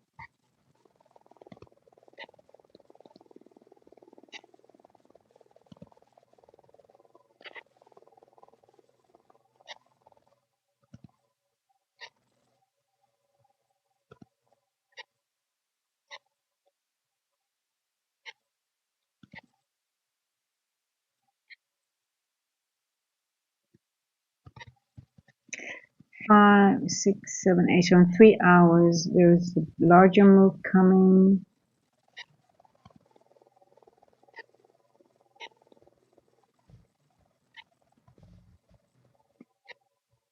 Oh, look at that. It has some movement.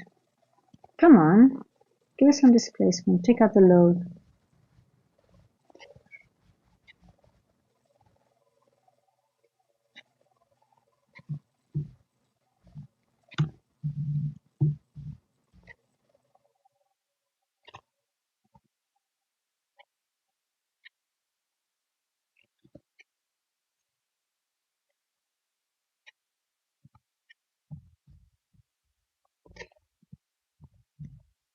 Okay, we are below the 0.5. Come on.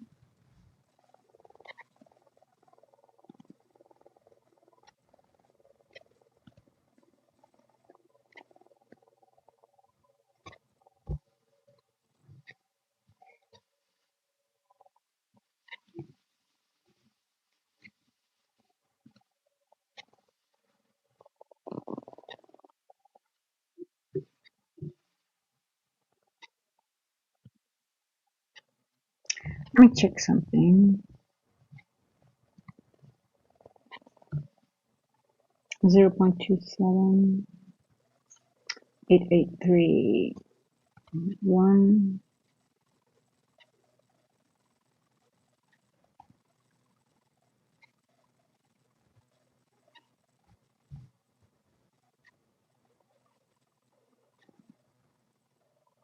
926. Yeah, I think this candle will stop. I don't think the candle will move. This 530 candle. Are you going to take out the lows or are you going to stop here? We've got SMT now on the lows. 530 exactly. Okay, hold on. This is interesting. Let's see what happened.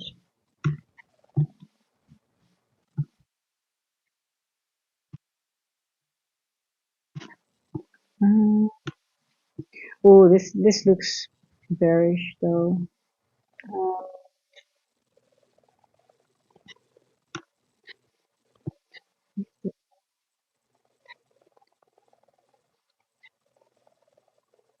531.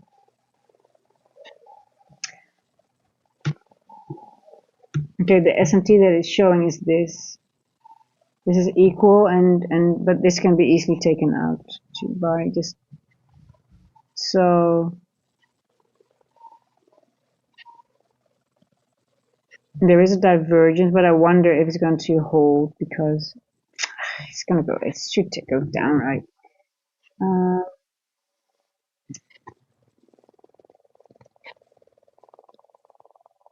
I think this is going to break this SMT.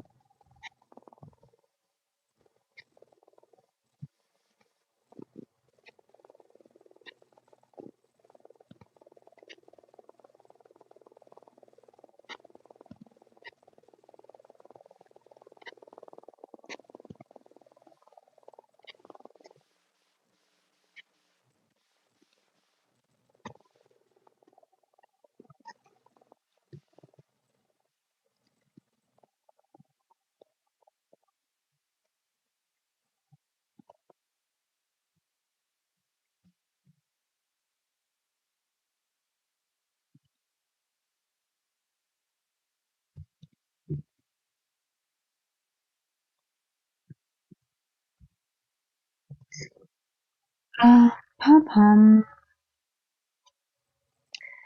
Okay, guys, I think it's just time for me to touch some grass. I don't want to look at this anymore. At some point, either it will break those equal lows or it will not. Then I guess we just have to wait what CPI is going to give us, and then I will be very hesitant to trade the AM session because of the 10-year bond auction. It's just something that my journal tells me not to anticipate in. It doesn't mean there might be good price action, but we had two really large days, and I think it's just going to be very choppy. But hey, I mean, it's a weird time. Anything can happen. I'm going to watch, but just be aware that a lot of the times 10-year bond auction can get very choppy price action. Just go back into your charts and just look.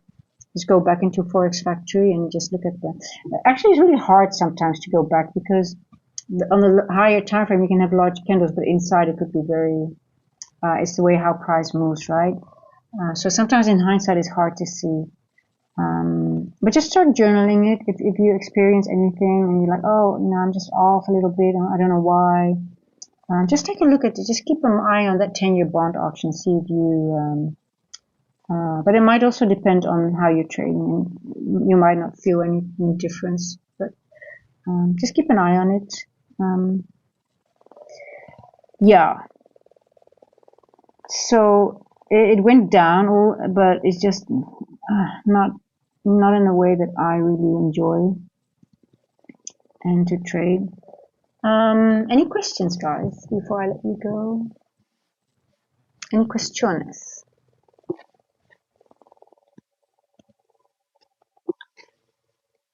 Yeah, and just be careful with the next four. I mean, CPI is coming close, right? 8:30 is it, I believe? I think we have. Do we have anything else besides the 10-year bond auction? Let me just double check. Just gonna check if you have anything like speakers or anything. Nothing. No, only red folder. CPI, 10-year bond, crude oil. If you don't trade oil, it doesn't impact you at all. No, nothing else. What do you have tomorrow, by the way? I'm going to the beach a little bit, have a nice beach walk. Tomorrow, unemployment claims. Oh, I like it. Okay. And Friday. Oh, Friday, and no.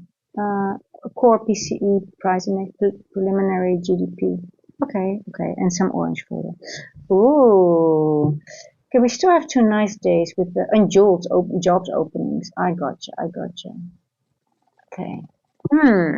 Interesting. I like it. Okay, this might be a no trading day for me, but we'll see. There might be where did we I want to see we get a large opening range gap. Where do we stop? Oh, here, 982ish. Let me just quickly go to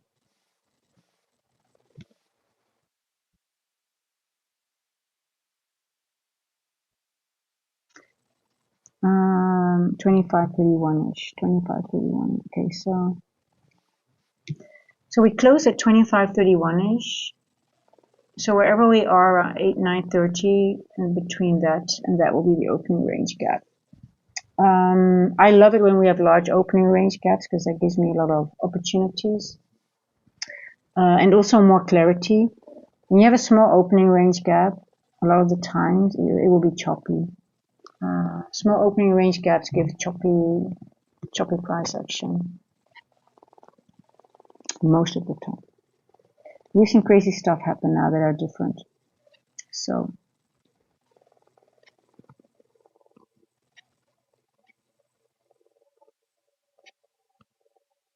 okay, well everyone, you know where to find me. I will see you guys tomorrow in London for sure. And I always say that, but if the price action is not really nice, which hasn't been lately, I don't feel like just doing a PM session or AM session stream. Oh look, I'm just seeing that NQ created another equal lows. That's very bearish. It's nice for you guys who are still in it. Look here, beautiful. Yeah, I think this S&T is going to be broken. I don't think it will hold. So let's hope for you guys that these equal lows will be taken. I mean, we're below 0.5. Um, yeah, you can see already the 15-minute is already below. We've got equal lows here. So yeah, maybe it will even go all the way here, but because of CPI coming, I will be a little bit careful. Once those equal highs have been lows have been taken, just be careful. There'll be good trader setups again. Okay, guys, thank you so much again just for hanging out and just. Is my mic muted again? No, okay, it's not. Okay, that was old. Okay, guys, my mic already told me to shut up, so that was a signal already. Like, hey, just give it up. Give it up for today. Okay, guys, I'll see you back tomorrow for sure, and otherwise maybe later today. And from those who in pre-market prep, I'll see you later on. And be careful today. Not every day is a trading day. Bye bye.